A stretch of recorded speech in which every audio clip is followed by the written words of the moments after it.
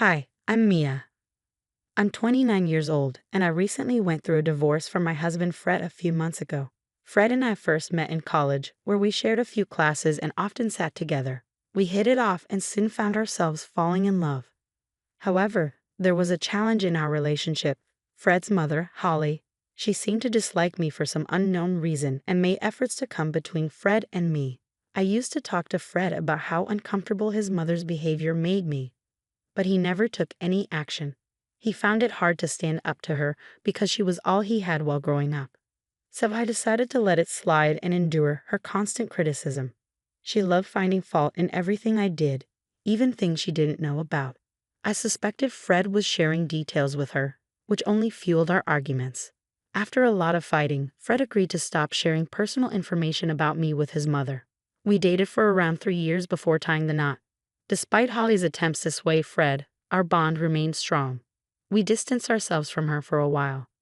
During that period, both of us scored promotions at work. Although I earned slightly more, we divided our expenses 60/40, with me covering the larger share. While our relationship flourished, I felt the need to pursue a hobby for personal fulfillment. Design had always intrigued me, so I decided to explore graphic design, something I could do from home. Without Fred's knowledge, I invested in courses and equipment, keeping my project a secret. I preferred keeping my ventures private, as not all of them panned out. The only person I confided in was my best friend Jess. I've picked up a new interest. Another one of your hobbies you'll ditch soon. I hope not. I aim to make good money from it. Really? Finally getting paid for a hobby? Yes, actually, I'm delving into graphic design. Great choice. It's a lucrative field. I've taken some courses and want to start freelancing. I might start a business. Starting solo might not be my style. I was thinking of joining a firm. Nah, that's too routine for you. I have friends starting businesses. You could design their logos and websites. That sounds fantastic. The people Jess introduced me to were wealthy risk takers willing to invest in a beginner like me. Despite my lack of experience, they appreciated my work and connected me with more clients. Gradually, my side hustle became a significant source of income, easing our financial strain.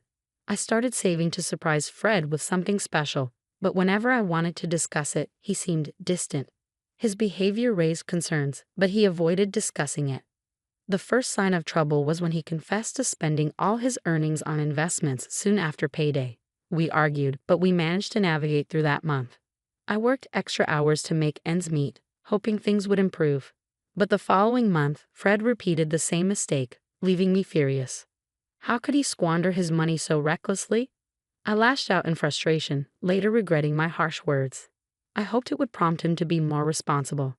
Yet when it happened again the next month, I felt drained. Despite my efforts, Fred's financial habits persisted. My graphic design gig became our main source of income. But when Fred couldn't contribute for the third month in a row, I reached my breaking point. How could you let this happen again? Haven't you learned anything? I'm just trying to maximize returns, but I messed up. Messed up. Losing your entire paycheck isn't a small mistake. You've got your money though, right? We'll handle things as usual. No, I'm done. I won't cover for you this month. Figure out your own expenses. What?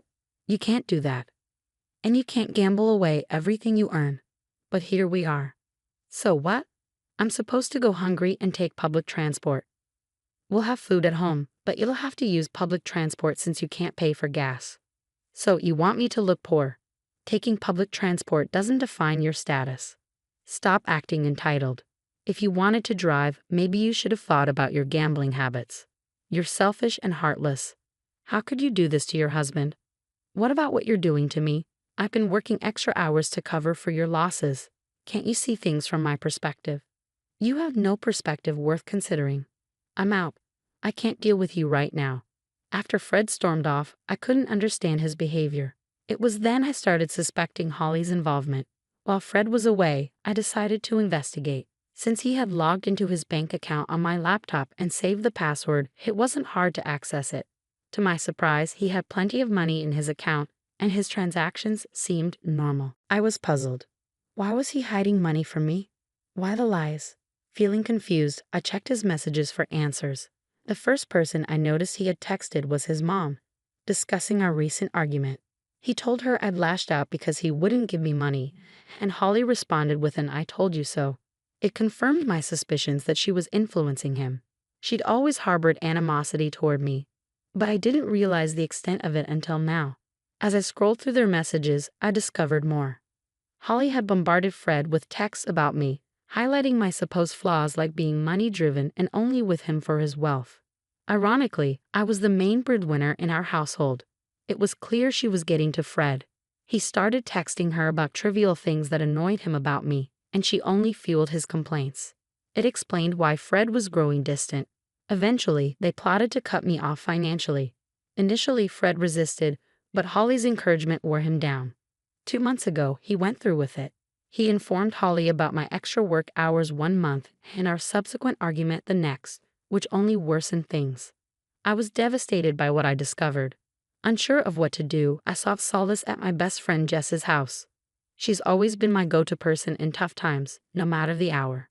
Showing up unannounced at 11:30 p.m. understandably alarmed her. After letting me in and settling me with a glass of wine, she asked what had happened. "So spill the beans. What's got you so worked up?" "I've just uncovered some unsettling things, and I'm at a loss for what to do." "Oh, is this about Holly and Fred?"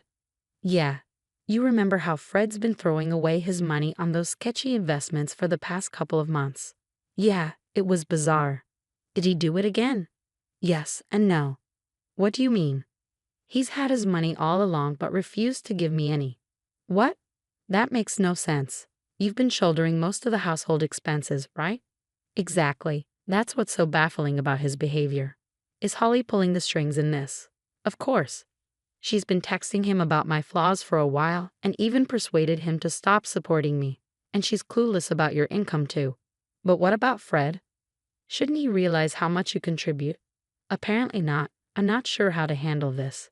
It's pretty obvious though, right? Cut off this support, then divorce him when he's down. Isn't that a bit harsh, Mia?" "He didn't think about that." "Why are you worried?" "You know what? You're exhausted. Sleep on it, and we'll talk more tomorrow." Jess was spot on. I was utterly drained, both mentally and physically. The events of the day had taken their toll, and all I craved was sleep. Luckily, it was the weekend the next day. Jess and I put on one of our favorite movies, and soon we drifted off. The following morning, we decided to escape from our troubles and indulge in a day of relaxation. We stayed in bed, binge-watching movies and shows, cooking delicious meals, and cherishing each other's company. Despite my efforts to push away thoughts of the previous day, they lingered. I knew I needed this time to process everything. However, that evening my phone rang. Seeing Holly's name on the caller ID made my heart race. Unsure whether to answer, Jess encouraged me to take the call. With trembling hands, I answered. "Hello, Holly. You're despicable." "Whoa, hold on. What's this about?" "You're just after my son's money, aren't you?" "Excuse me? Is that why you cut off his expenses?" "No, he's been squandering his money on those foolish investments. I can't keep supporting his reckless behavior." "Well, that was all a test." "A test. I wanted to show Fred that you're only with him for his wealth, and you proved my point. Don't you think you've crossed a line meddling in our marriage? Who are you to judge me when you're the one chasing wealth?" "Fine. I don't want my son's marriage to fail. What do you suggest we do to fix things?" "I want you and Fred to split everything 50-50ths. Everything." "Are you serious?" "Yes. Let's see how long you can handle it. I'll draft a contract for both of you. Once signed, you must stick to it." "Fine. If Fred agrees, we'll do it. I want a copy of that contract." "Agreed.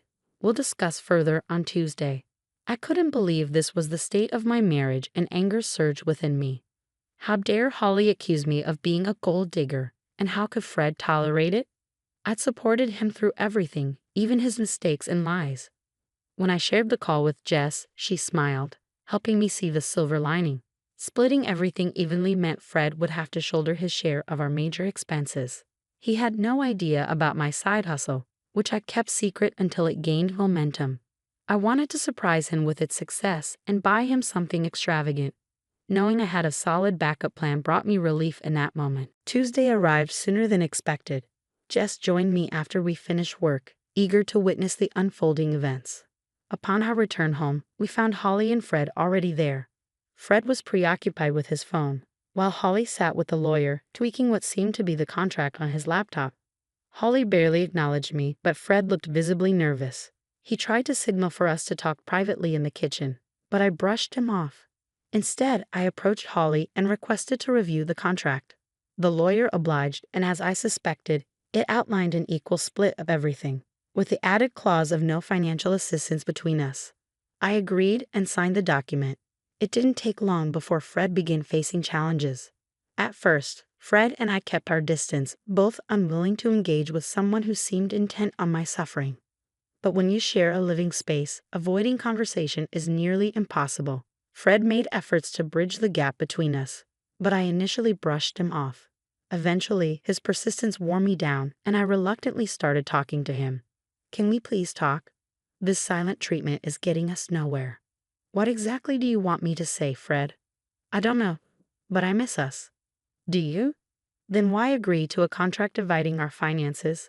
"I wanted to see if you were truly invested in our relationship. Your mother has caused so many issues between us, yet you still believe her. Is this really the best solution?" "Don't speak ill of my mother.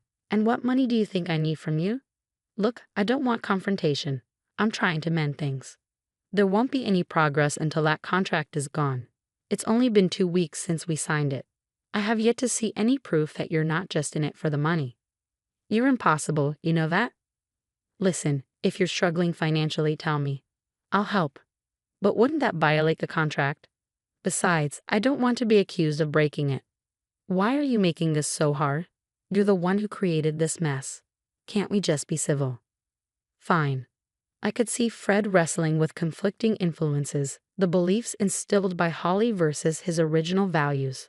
The Fred I married would never have made such foolish decisions that could harm me. Yet, here he was, obedient to every word from his mother, a decision he'd come to regret. Thankfully, I'd already paid off our major loans that month, leaving Fred in a bind the following month. With my shares settled, I enjoyed financial freedom.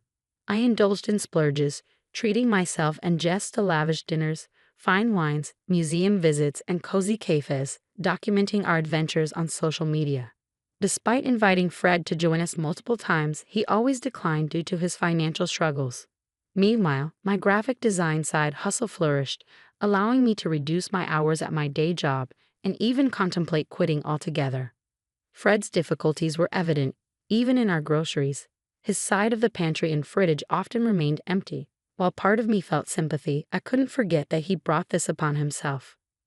Later, Holly showed up at our doorstep. Jess and I had just returned, so her presence caught me off guard. "Hey Holly, what brings you here?" "Don't act innocent. I know what you've been up to, and I'm calling the cops." "Pardon me? What are you talking about?" "You've been robbing Fred, haven't you?" "Why on earth would I do that?" "Because you're seeking revenge. You're not happy about that contract he made you sign. My poor son has been struggling all month while you're out living it up on his dime. Firstly, your son doesn't have any money for me to steal. Yes, I despise the contract, but let's not forget who's truly responsible for it. You're the one who pressured us into signing it, and now your son is suffering because of it, you liar. I'll be dialing the police right now." "Go ahead. I haven't taken a penny from your son." "How do you have so much money then?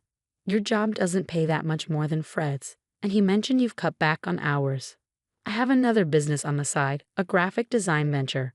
I intended to surprise Fred with it until you filled his head with nonsense. You started a business without telling me. I plan to buy you a car with the money I earned. How much do you make from it?" "More than you think. You lied. I didn't do anything wrong. I was trying to do something nice, and you ruined it. Since you care so much about your son, maybe you should support him." I handed divorce papers to Fred, which I filed right after signing the contract and kept until now. Fred looked shocked, but I was indifferent. While Holly would normally rejoice at the sight of the papers, she seemed furious instead. I informed them I'd be moving out in 3 weeks and would continue to split the remaining loan payments, but that was all.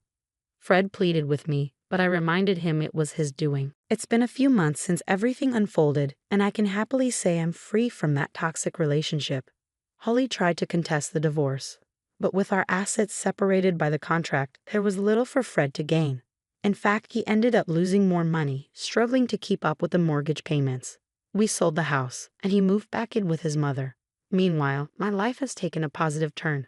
My business is thriving, and I've had the opportunity to collaborate with major brands. It's been a blissful and fulfilling time for me. I'm grateful I had something to rely on, or I might have ended up in Fred's situation. I hope he learns from this experience, but ultimately, it's not my concern.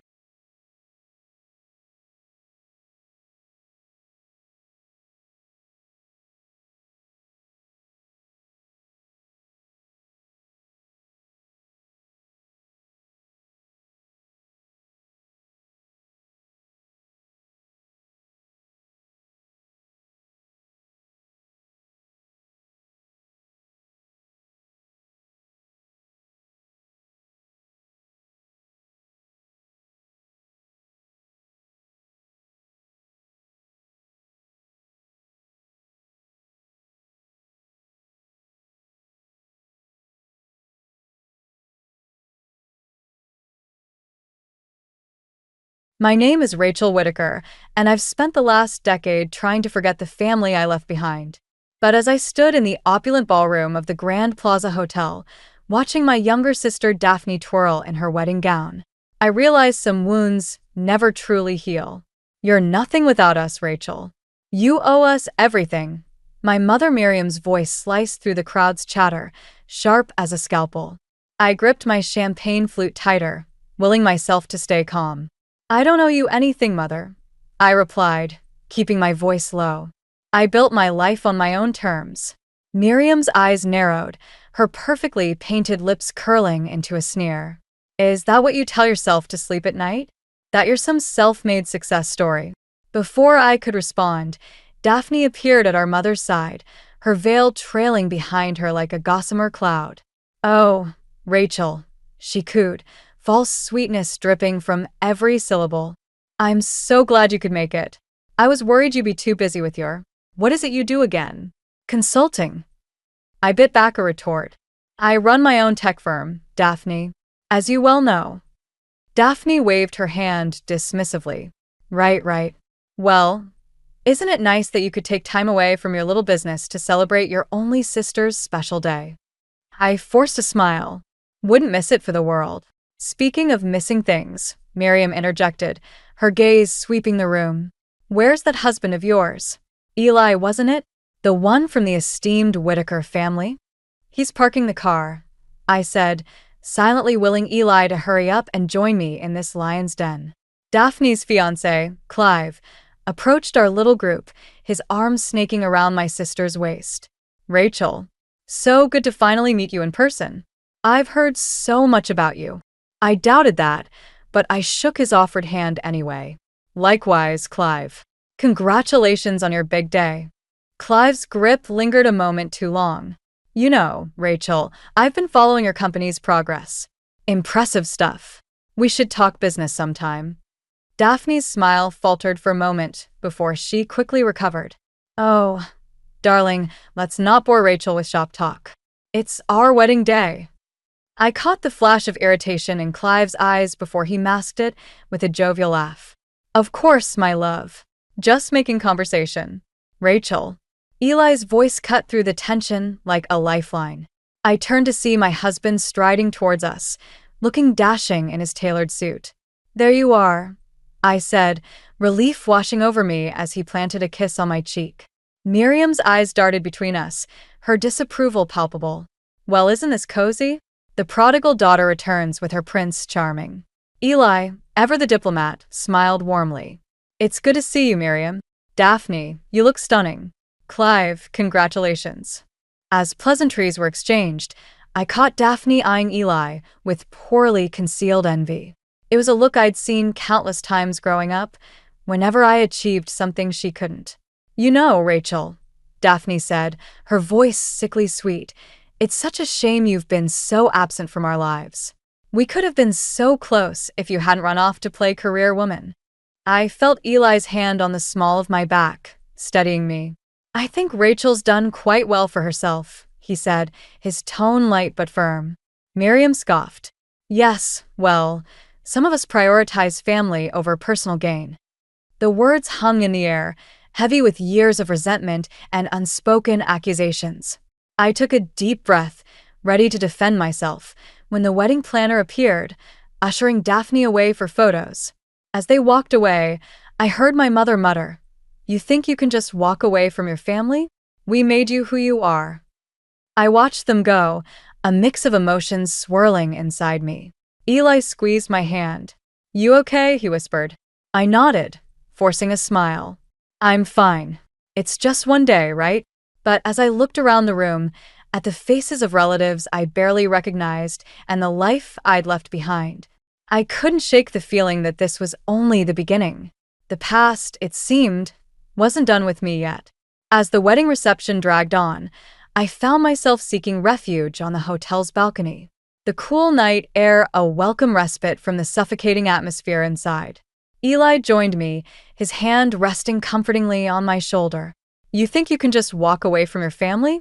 We made you who you are." Miriam's voice echoed in my head, her earlier words still stinging. "Want to talk about it?" Eli asked gently. I sighed, leaning against the railing. "It's just being here, seeing them again. It's bringing back everything I've tried so hard to forget." Memories flooded back, unbidden. The constant comparisons to Daphne, the cutting remarks about my appearance, my choices, my very existence. The way Miriam's eyes would light up when Daphne entered a room, while I faded into the background. "You were always so dramatic, Rachel." Daphne's voice cut through my reverie. She stood in the doorway, champagne flute in hand. "Still playing the victim after all these years?" I straightened, steeling myself. "I'm not playing anything, Daphne. I'm living my life on my terms." She laughed, the sound brittle and forced. "Oh, please. You ran away because you couldn't handle not being the center of attention for once. Is that what you tell yourself?" I shot back. "That I left because I was jealous of you?"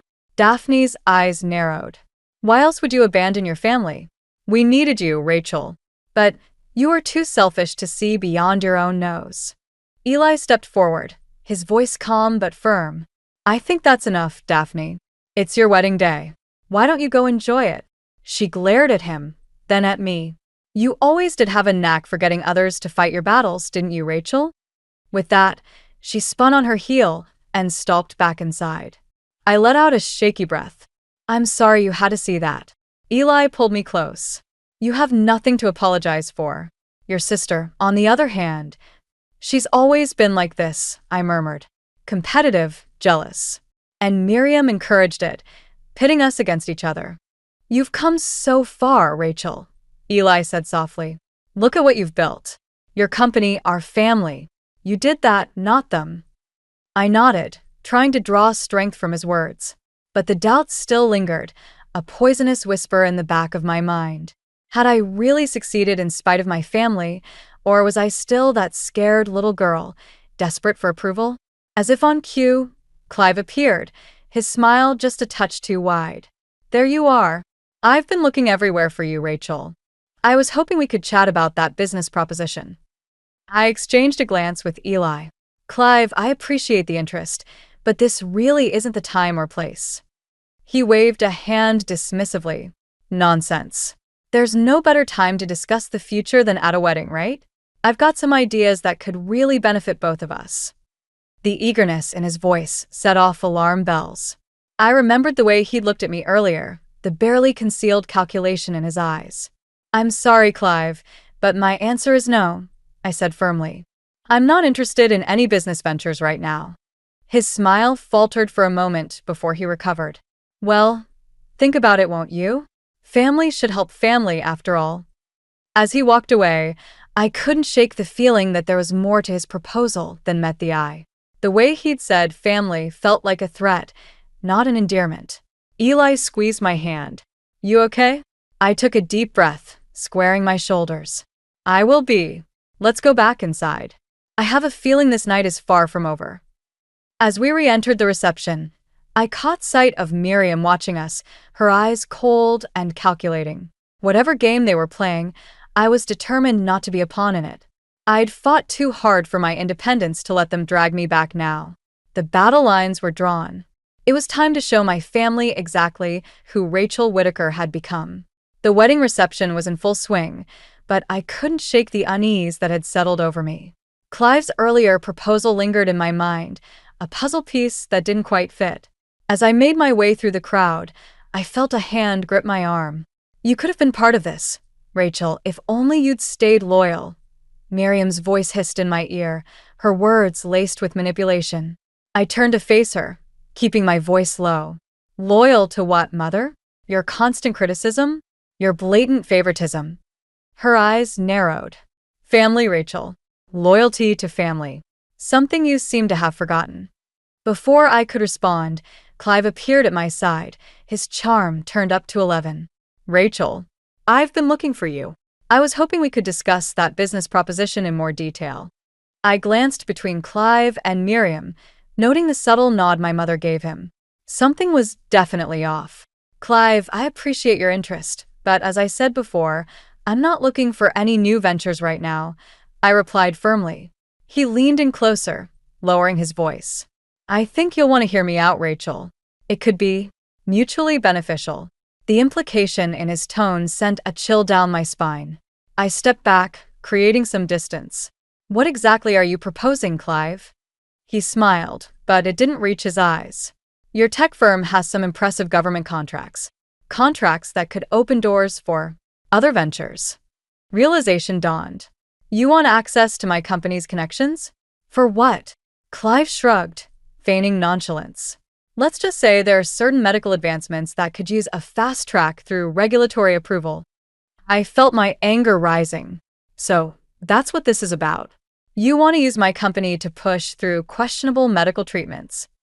Now, Rachel," Miriam interjected, her voice sickly sweet. "Don't be so dramatic.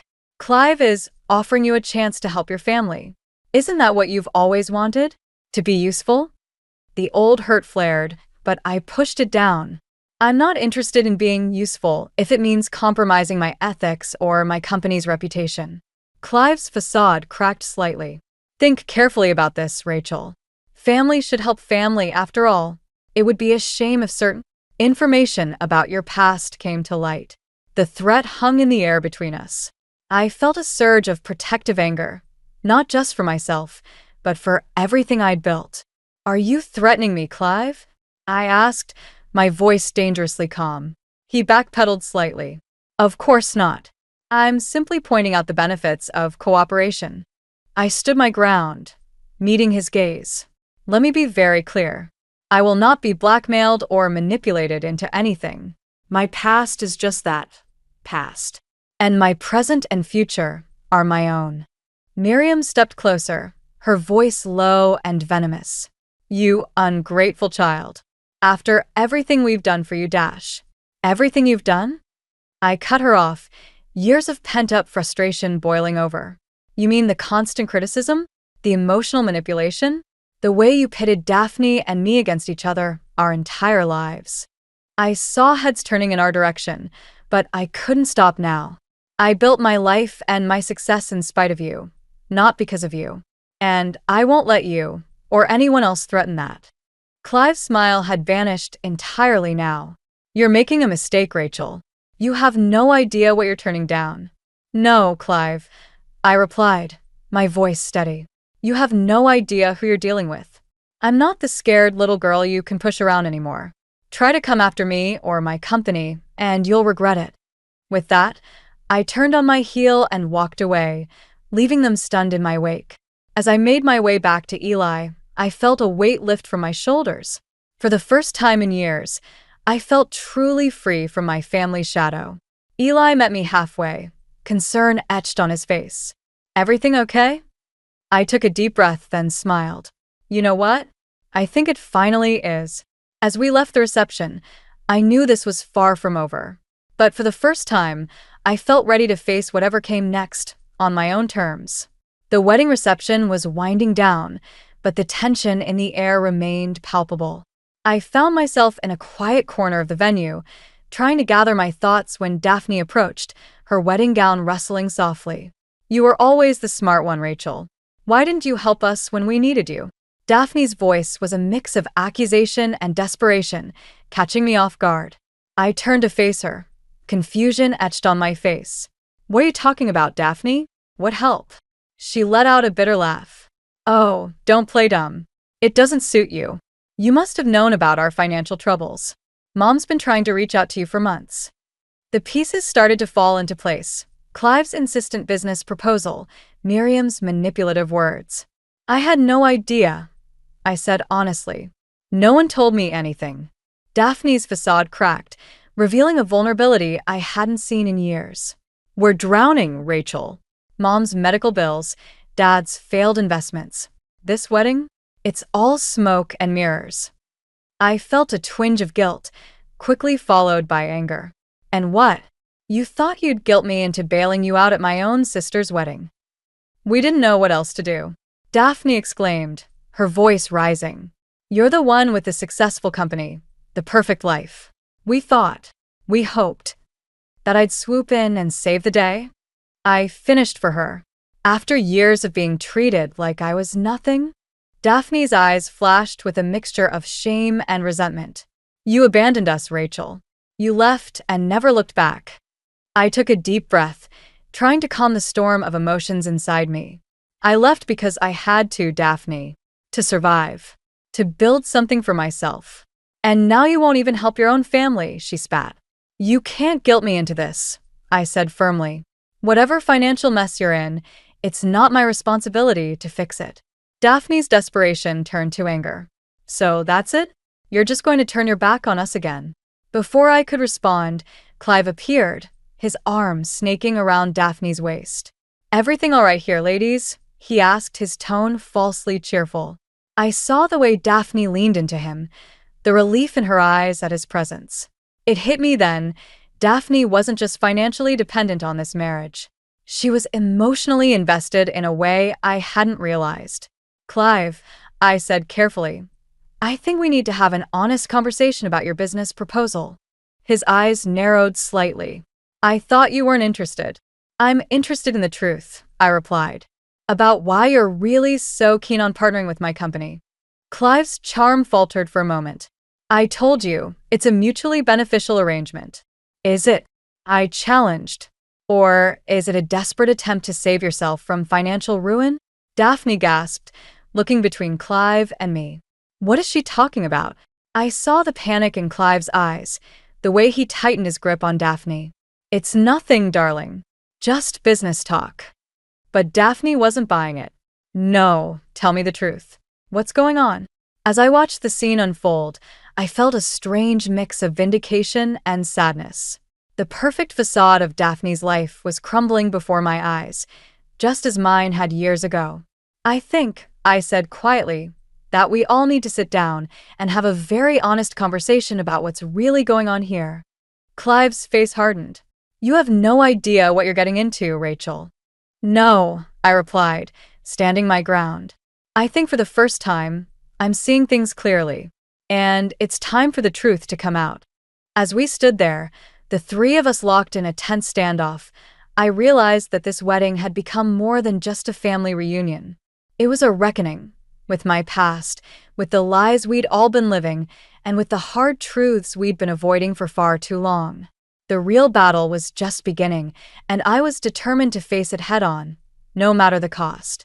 The tension in the room was palpable as Miriam and Daphne joined Clive and me in a secluded corner of the reception hall.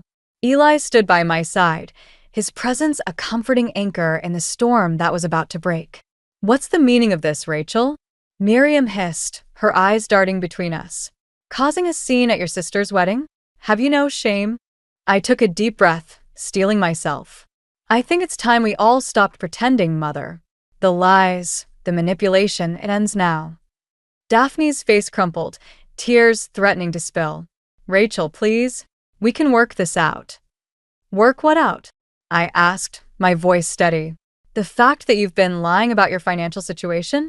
That you're using this wedding as a smokescreen for your desperation? Clive stepped forward, his charm replaced by barely concealed panic. Now, let's not get carried away. Family matters are complicated. Save it, Clive. I cut him off. I know about your attempts to use my company for your own gain. Did you really think I wouldn't figure it out? Miriam's eyes flashed with anger. How dare you speak to him like that? After everything we've done for you, Dash. Done for me. I laughed, the sound harsh and bitter. You mean the years of emotional abuse? The constant comparisons to Daphne? The way you made me feel like I was never good enough? The words hung in the air, heavy with years of unspoken pain. I saw shock register on the faces of nearby guests who had stopped to listen. I won't be your scapegoat anymore, I declared, my voice steady and resolute. I've built my life without you. I've succeeded despite your best efforts to tear me down. Daphne's tears were flowing freely now. Rachel, please. We're family. We need you. I felt a twinge of sympathy, but I pushed it aside. Family doesn't manipulate each other, Daphne. Family doesn't try to exploit each other's success. Clive's facade finally cracked. You have no idea what you're doing, Rachel. The connections your company has. The doors it could open for us. For you, you mean? I corrected him. Did you even tell Daphne about your plans? Or was she just another pawn in your game? Daphne turned to Clive, confusion and hurt etched on her face. What is she talking about, Clive?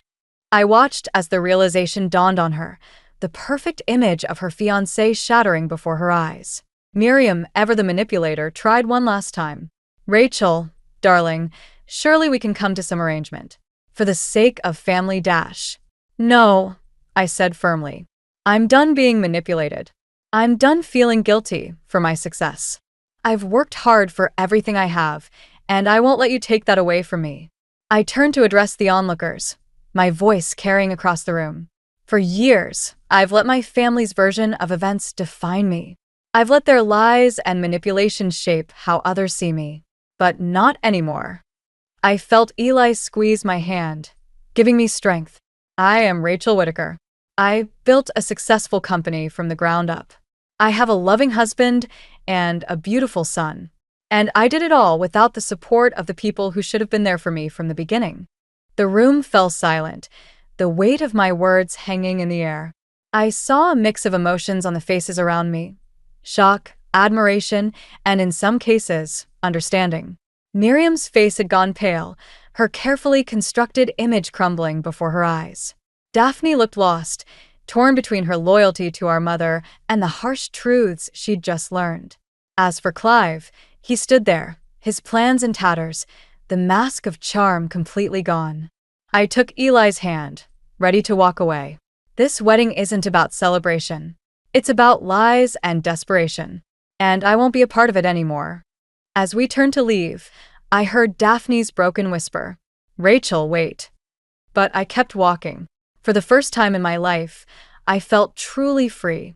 The power had shifted and I was finally in control of my own narrative. The battle wasn't over, I knew that. But as Eli and I stepped out into the cool night air, I felt stronger than ever before. Whatever came next, I was ready to face it head-on. The aftermath of my public confrontation with my family hung heavy in the air as Eli and I made our way to the hotel lobby. We were ready to leave this nightmare behind us when Miriam's voice cut through the silence. You think you can just erase us from your life? Family isn't that simple, she warned, her voice a mix of anger and desperation. I turned to face her, Eli's hand firmly in mine. I'm not erasing anyone, Mother. I'm protecting myself and my family from your toxicity. Clive stepped forward, his facade of charm completely gone. You have no idea what you're doing, Rachel. The connections your company has. They could save us all. Save you from what exactly? I challenged, my patience wearing thin. Clive's eyes darted nervously around the lobby before he leaned in, lowering his voice. I'm in trouble, Rachel. Deep trouble. There are people, powerful people, who are very interested in the kind of access your company could provide. The pieces suddenly fell into place. You're not just after business connections, are you? This is about something illegal. Daphne gasped, her eyes wide with shock. Clive, what is she talking about? Clive's composure cracked entirely. It's not what you think, Daphne. I was trying to protect us, to secure our future. By using my sister's company for what? Money laundering? Insider trading? Daphne's voice rose with each accusation. I felt a mix of vindication and pity watching my sister's perfect world crumble around her. But there was no time to dwell on it as Clive made one last desperate attempt. "Rachel, please," he begged. "If you just sign off on a few deals, use your influence to push through some approvals, I can make it worth your while. We all win." I stood my ground, my voice steady and firm. "No, Clive. I won't compromise my integrity or my company's reputation to save you from your own bad decisions." Miriam, ever the manipulator, tried a different approach. "Rachel, darling, think of your sister. Think of your family. We need you." "Family?" I laughed bitterly. "You've never treated me like family. You've only ever seen me as a means to an end." Daphne, tears streaming down her face, stepped towards me. "Rachel, please. I didn't know. I swear I didn't know about any of this." For a moment, I saw a glimmer of the sister I once knew, vulnerable, scared, and lost. But I couldn't let that sway me. "I'm sorry, Daphne," I said softly, "but I can't fix this for you. You need to stand on your own 2 feet." Clive, seeing his plans unravel, made one last desperate move. He grabbed my arm, his eyes wild with panic. "You don't understand what's at stake here, Rachel. If I don't deliver, there will be consequences. For all of us." Eli stepped forward, his voice low and dangerous. "Take your hands off my wife. Now." The tension in the lobby was electric. Hotel staff and lingering wedding guests watched the scene unfold with a mix of shock and morbid fascination. I wrenched my arm free from Clive's grasp. "Whatever mess you're in, Clive, it's your problem. Not mine. Not anymore." Miriam, realizing she was losing control of the situation, made one final plea. "Rachel, you can't just walk away. We're blood. We're family." I looked at her, really looked at her, perhaps for the first time in years. I saw the desperation, the fear, and beneath it all, the woman who had never truly known how to love me. "Blood doesn't make a family, Mother," I said, my voice steady. "Love, support, and respect do. And you've never given me any of those things." With those words, I felt a weight lift from my shoulders. The choice between my past and my future had never been clearer. "Goodbye, Mother." "Goodbye, Daphne," I said, turning to leave. "I hope you find a way out of this mess. But it won't be through me." As Eli and I walked out of the hotel, leaving the chaos behind, I knew this wasn't truly the end. The repercussions of this night would echo for years to come. But for the first time in my life, I felt truly free. Whatever came next, I was ready to face it, on my own terms. The days following Daphne's disastrous wedding were a whirlwind of emotions and revelations. I found myself in my office, staring out the window at the city skyline, when my assistant announced an unexpected visitor. "Daphne." As she walked in, I barely recognized the woman before me. Gone was the polished facade, replaced by a disheveled, broken version of my sister. "Rachel," she began, her voice trembling, "I don't know where else to go." I gestured for her to sit, my guard still up. "What happened, Daphne?" She collapsed into the chair, tears welling in her eyes. "Everything's fallen apart. Clive." "He's gone." "Disappeared. The police were at our house this morning, asking questions about financial fraud and insider trading." I felt a mix of vindication and pity. "I'm sorry, Daphne, but I warned you about him." Her eyes flashed with a familiar anger. "You knew? You knew, and you didn't tell me. Would you have believed me if I had?" I countered, keeping my voice steady. Daphne deflated, the fight leaving her. "No, I suppose not. I was too blinded by everything." We sat in silence for a moment, years of resentment and rivalry hanging between us. "You may have tried to break me, but I found strength in your rejection," I finally said, my voice filled with newfound confidence. "All those years of being compared to you, of never being good enough for Mother, they made me who I am today." Daphne looked up, surprise etched on her face. "I never wanted to break you, Rachel. I was jealous. You were always so strong, so independent. I felt like I could never measure up. The irony of her words wasn't lost on me. And I spent years thinking the same about you. A bitter laugh escaped her lips. What a pair we make. Just then, my office door burst open, revealing a furious Miriam. There you are, she spat, glaring at Daphne. Do you have any idea what you've done? The scandal, the shame you've brought on this family? I stood, placing myself between Miriam and Daphne. That's enough, Mother. Miriam's eyes widened in shock. You're defending her? After everything? I'm not defending anyone, I said calmly. I'm putting an end to this toxic cycle.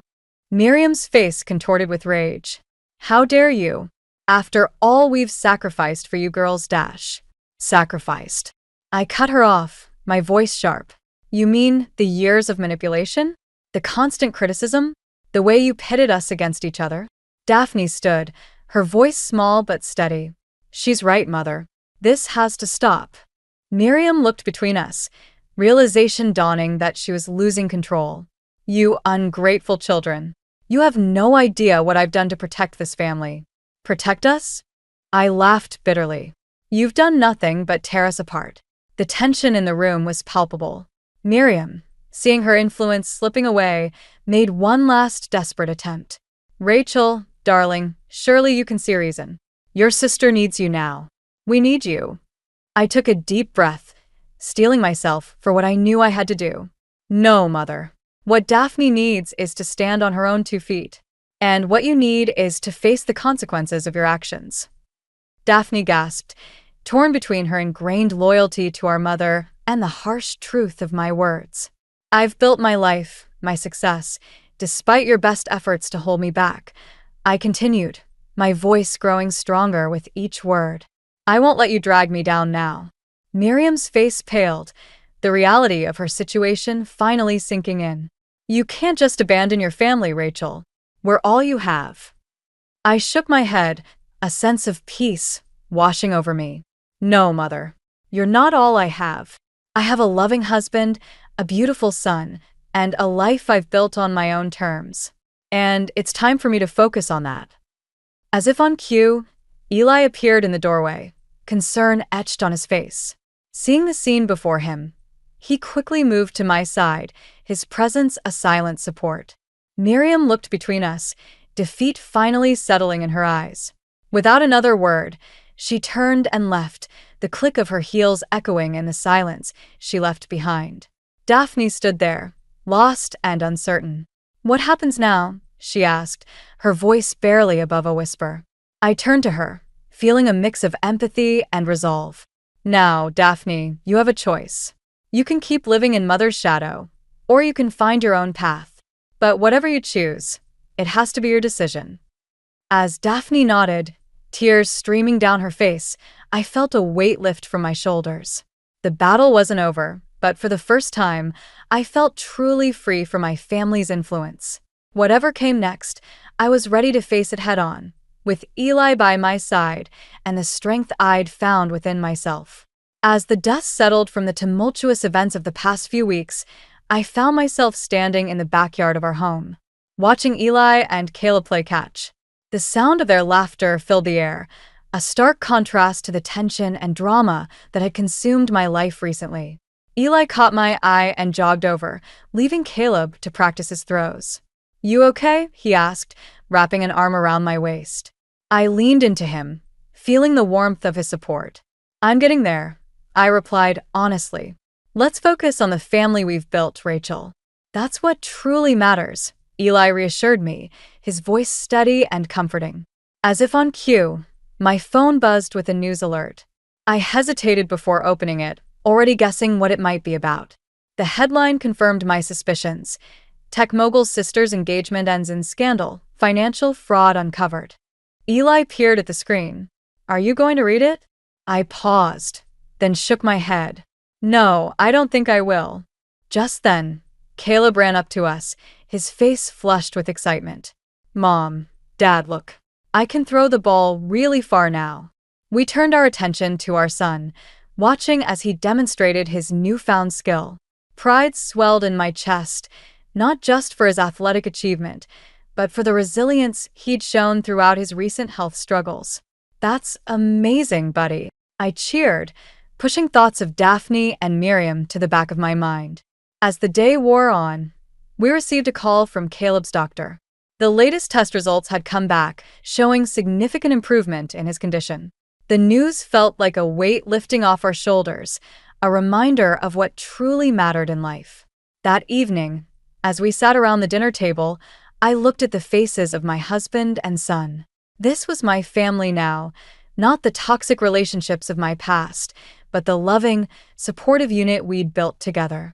"I've been thinking," I said, breaking the comfortable silence. "Maybe it's time we took that vacation we've been talking about. Just the three of us." Eli's face lit up. "I think that's a great idea. What do you say, Caleb? Ready for an adventure?" Our son's enthusiastic response filled the room with laughter and excitement as we began to plan our trip. Later that night, as Eli and I prepared for bed, he turned to me with a serious expression. "You know, Rachel, I'm really proud of you. The way you've handled everything, you're incredible." I felt a lump form in my throat. "I couldn't have done it without you," I replied, squeezing his hand. As we lay in bed, I reflected on the journey that had brought me to this point.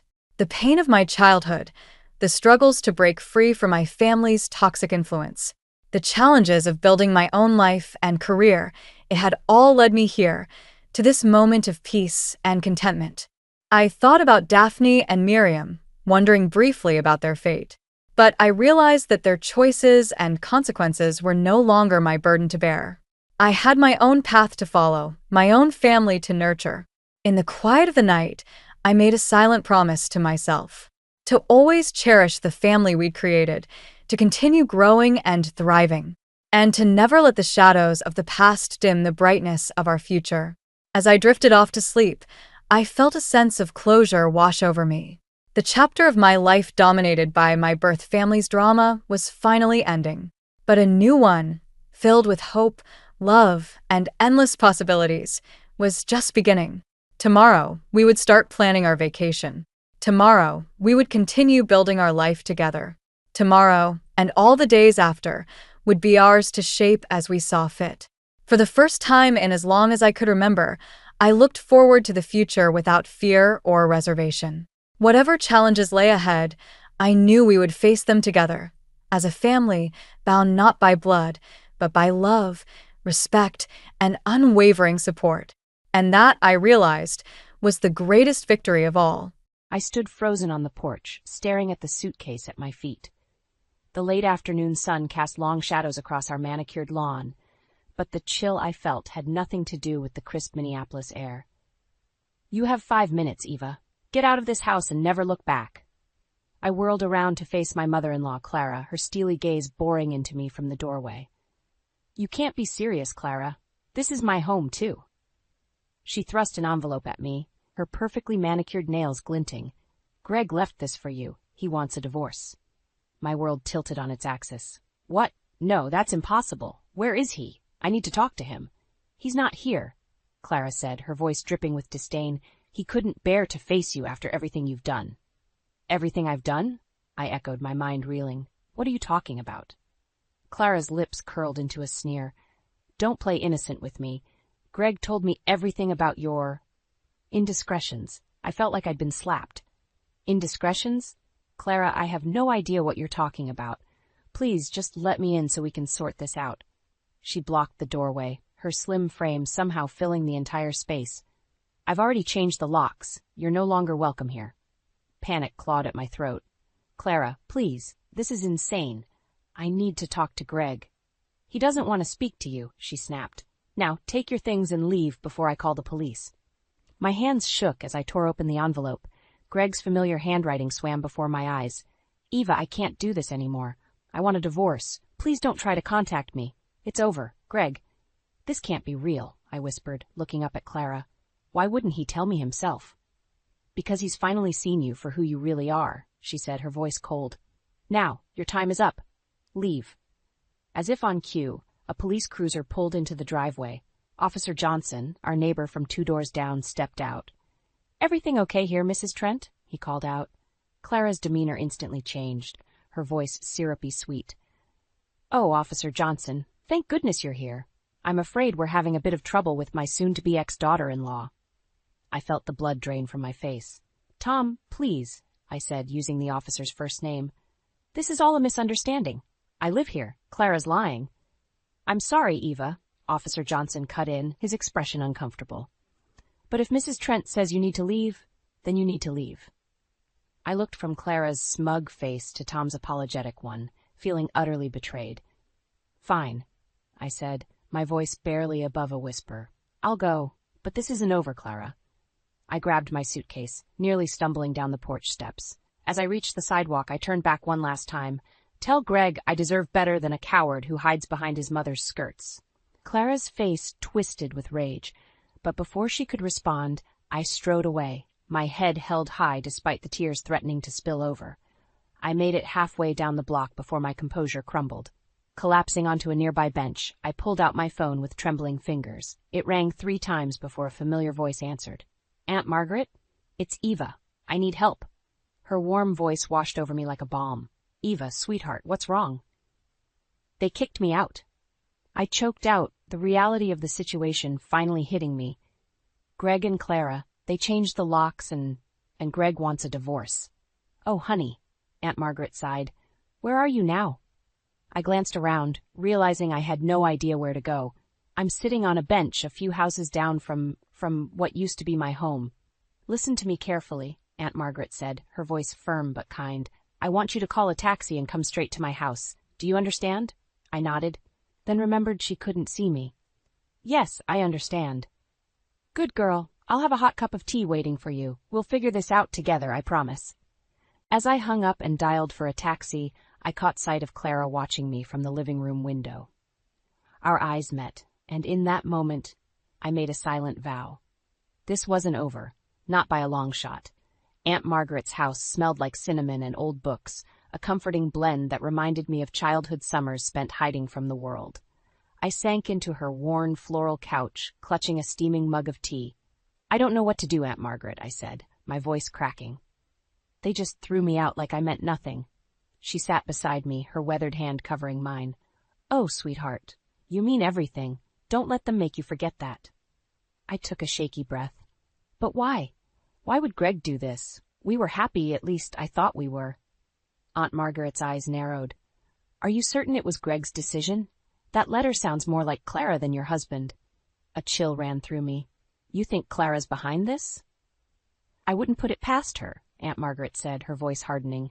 "That woman has been trying to come between you two since day one." As if on cue, my phone buzzed. Greg's name flashed on the screen. My heart leaped, but Aunt Margaret placed a gentle hand on my arm. "Wait," she said. "Before you answer, remember how he let you be thrown out of your own home. You deserve an explanation, face to face." I nodded, letting the call go to voicemail. Seconds later, a text appeared. "Eva, I'm sorry. Can we talk?" My fingers hovered over the keypad, but I couldn't bring myself to respond. What could he possibly say to make this right? "You don't have to decide anything tonight," Aunt Margaret said softly. "When rest. Things might look clearer in the morning." But sleep eluded me. I tossed and turned in the guest room, memories of my life with Greg, playing on an endless loop. The way he'd looked at me on our wedding day, full of love and promise. The quiet evenings we'd spent planning our future. Had it all been a lie? As dawn broke, I made my way to the kitchen, lured by the scent of coffee. Aunt Margaret was already there, reading the newspaper. "You're up early," she said, sliding a mug towards me. I managed a weak smile. "Couldn't sleep." She folded the paper, her expression serious. "Eva, there's something you should see." My stomach dropped as she handed me the society pages. There, in full color, was a photo of Greg at some charity gala, and on his arm, beaming triumphantly, was Clara. "This was taken last night," Aunt Margaret said gently. The mug slipped from my hand, shattering on the floor. Coffee splashed across my bare feet, but I barely felt it. He went to a party?" I whispered. "While I'm here, my whole life in ruins, he's out celebrating with her." Aunt Margaret was already cleaning up the mess, her movements efficient. "I'm so sorry, sweetheart. I thought you should know." Rage bubbled up inside me, hot and fierce. I need to confront him, both of them. "And you will," Aunt Margaret said, her voice steel. "But not like this. Not when you're hurt and angry. We need a plan." I looked at her, really looked at her, for the first time since I'd arrived. There was a fire in her eyes I'd never seen before. "What do you mean, we?" I asked. A slow smile spread across her face. "You didn't think I was going to let you face those vultures alone, did you? Clara may have won this battle, but mark my words, Eva, we're going to win the war." For the first time since this nightmare began, I felt a glimmer of hope. "Where do we start?" Aunt Margaret's smile turned predatory. "First, we need to understand exactly what we're up against. It's time to do some digging into Clara's past. I have a feeling she's hiding more than a few skeletons in her designer closet." As we bent our heads together, plotting our next move, my phone buzzed again. Another text from Greg. "Please, Eva, I need to explain. Meet me at our spot in the park, 2 p.m. I showed the message to Aunt Margaret. Her eyes glinted. "Perfect," she said. "Let's see what story he's cooked up. But remember, Eva, trust your instincts. And whatever you do, don't let him see how much he's hurt you. That's exactly what Clara wants." I nodded, a new determination flooding through me. Greg and Clara had no idea what was coming. It was time to fight back. The tech startup buzzed with energy, a stark contrast to the turmoil in my personal life. I'd thrown myself into work, desperate for any distraction from the mess Greg and Clara had made.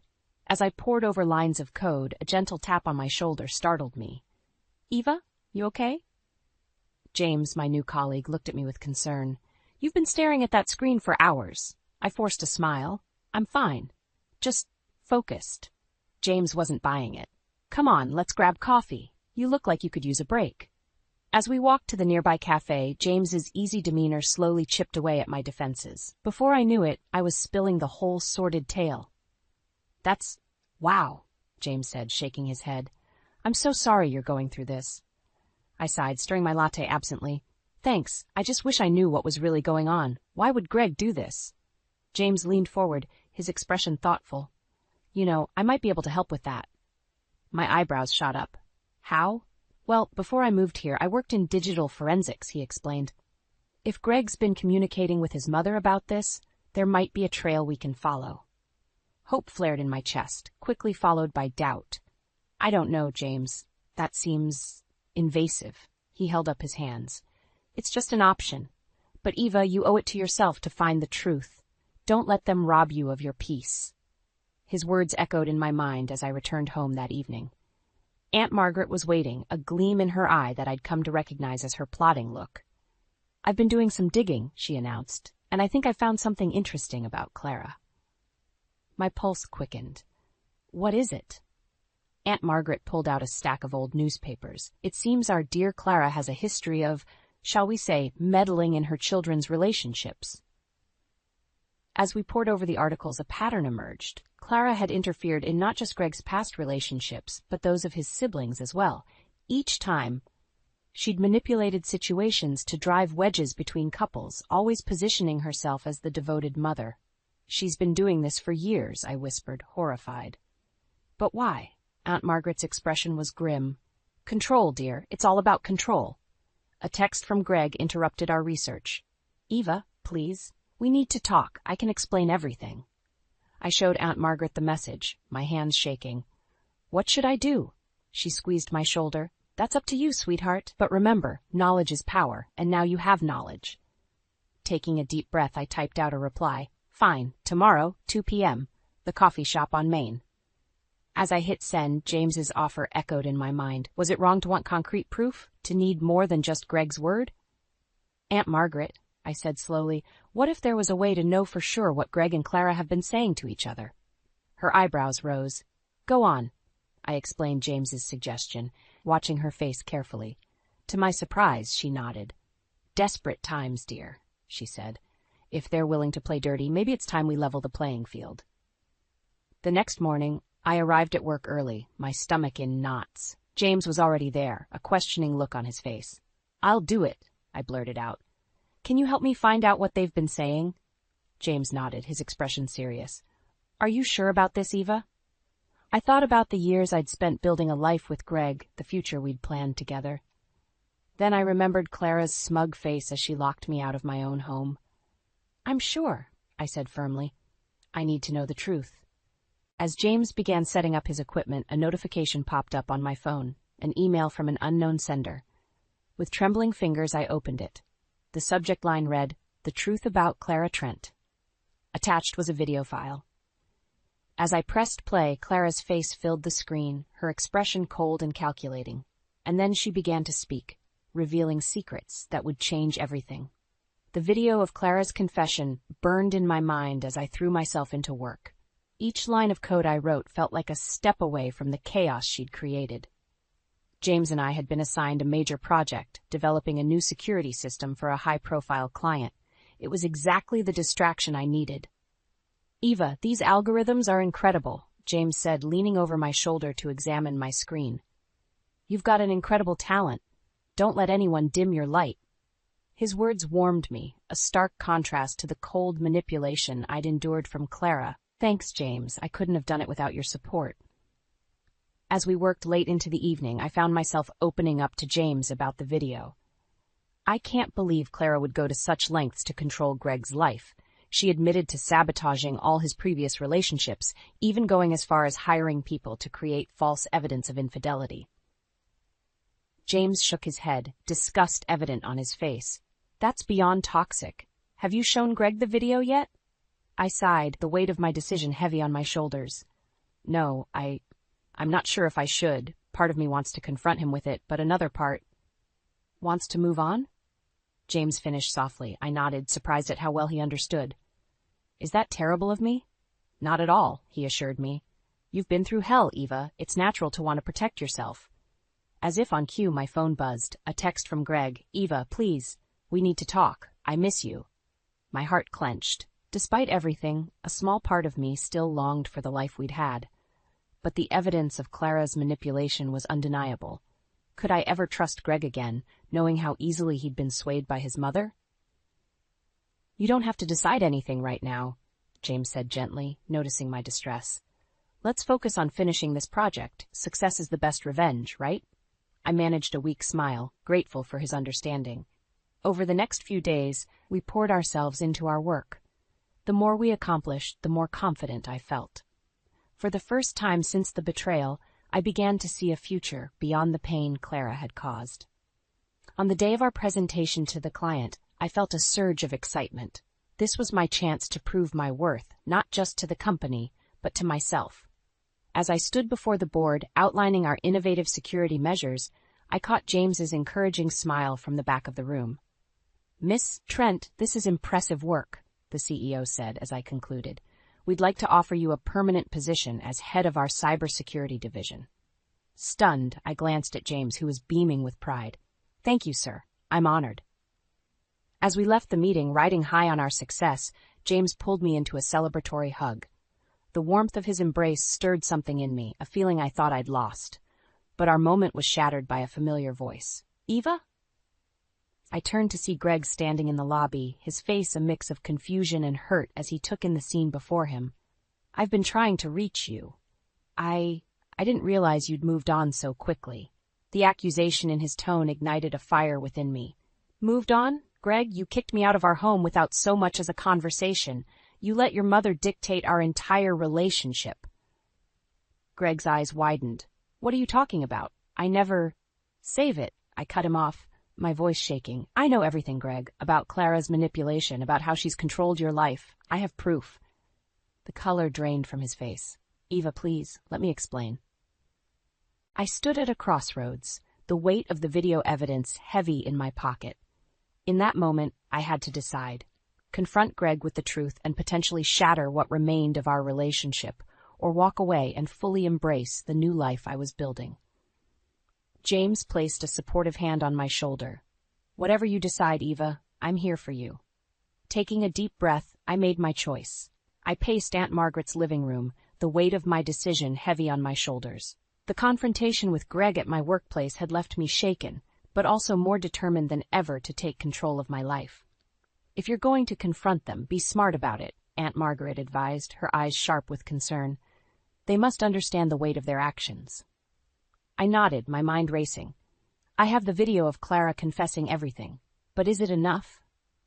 James, who had become an unexpected ally in this ordeal, leaned forward. "Eva, you have more than just the video. You have your strength, your new job, and people who believe in you." As we brainstormed late into the night, a plan began to take shape. It wasn't just about exposing Clara's manipulations anymore. It was about reclaiming my power and ensuring Greg understood the consequences of his weakness. The next morning, I received an unexpected call from Greg's sister, Sarah. "Eva, I heard about what happened. I think there's something you should know about Clara." My heart raced as Sarah revealed a shocking truth. Clara had been embezzling money from the family business for years, using it to fund her manipulative schemes. The revelation added a new layer of urgency to our plan. With trembling hands, I dialed Greg's number. "We need to talk, all of us, including your mother." He agreed, sounding both relieved and terrified. We set a meeting for the following evening at our old house, the home Clara had so cruelly expelled me from. As I prepared for the confrontation, doubt crept in. Was I ready to face them? Could I really go through with this? James squeezed my hand reassuringly. "Remember, Eva, you're not alone in this. We're all here for you." Aunt Margaret nodded in agreement. "You've come so far, dear. Don't let them dim your light now." Their words bolstered my resolve. I spent the day finalizing our strategy, ensuring every detail was in place. This wasn't just about revenge. It was about justice and reclaiming my self-worth. As evening fell, I stood before the mirror, hardly recognizing the strong, determined woman staring back at me. Gone was the broken, betrayed wife. In her place stood someone ready to fight for her future. The drive to my former home felt surreal. As I pulled into the driveway, I saw Greg's car already there. Taking a deep breath, I stepped out, my head held high. Greg opened the door, his face a mix of emotions. "Eva, Save it," I cut him off, brushing past him into the house. Clara sat in the living room, her usual mask of superiority firmly in place. "Well, isn't this a surprise? Come to beg for forgiveness, Eva?" I felt a surge of anger, but kept my voice steady. "Actually, Clara, I'm here to give you both a chance to come clean. About everything." Greg looked confused, while Clara's eyes narrowed suspiciously. "I'm sure I don't know what you're talking about." "Oh, I think you do," I replied, pulling out my phone. "But just in case your memory needs refreshing." I played the video of Clara's confession, watching as the color drained from both their faces. Greg stumbled back, shock evident in his features. "Mom? What is this?" Clara's mask slipped, revealing a flash of panic before she composed herself. "This is clearly a fabrication. Eva, I'm disappointed in you, resorting to such tactics." But I wasn't finished. "It's not just the video, Clara. I know about the embezzlement, too." At this, Clara's composure cracked entirely. Greg whirled to face his mother, disbelief etched on his face. "Is this true?" As Clara sputtered denials, I felt a strange calm settle over me. This was my moment of truth, the culmination of weeks of pain and planning. "Greg, Clara," I said, my voice steady, "you have a choice to make. You can continue living in this web of lies and manipulation, or you can own up to your actions and make things right." I paused, letting my words sink in. "But understand this, whatever you choose, I'm done being a victim. I'm moving forward with my life, with or without you." The room fell silent, the tension palpable. In that moment, I realized the true power of my journey wasn't in the revenge I'd sought, but in the strength I'd found within myself. Now it was time for Greg to make his choice, and for me to decide if I could ever truly forgive. The tension in the room was suffocating as Greg and Clara absorbed the weight of my revelations. I stood my ground, heart pounding, waiting for their response. "Greg, I want the truth," I demanded, my voice steadier than I felt. "Why did you let your mother ruin our marriage?" Greg's face contorted with a mix of shame and confusion. "Eva, I didn't know. I swear, I had no idea about the embezzlement or the extent of her manipulations."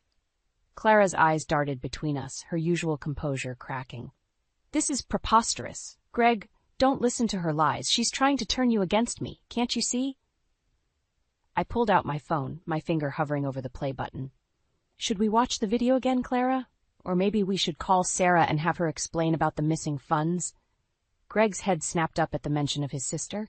"Sarah knows about this?" Clara lunged for my phone, but I stepped back, keeping it out of reach. "Don't you dare!" she hissed. In that moment, I saw the real Clara, desperate, cornered, and dangerous. Greg moved between us, his face pale. Mom, stop. Just stop. I felt a flicker of hope. Was Greg finally seeing the truth? But Clara wasn't done. She straightened, her mask of superiority sliding back into place. Fine. You want the truth? Yes, I took steps to protect my son from a gold digger like you. And yes, I may have borrowed some money from the company, but everything I did for this family. Greg staggered back as if he'd been slapped. Borrowed? Mom, that's not borrowing. That's stealing. I watched as the realization dawned on him. The depth of his mother's deception, the years of manipulation. My heart ached for him despite everything. Greg, I said softly, I need to know. Did you write that letter? Did you really want me gone? He turned to me, his eyes filled with anguish. No, Eva, I swear, I never wrote any letter. I came home that day and you were just gone. Mom told me you'd left, that you couldn't handle our life anymore. The truth hit me like a tidal wave.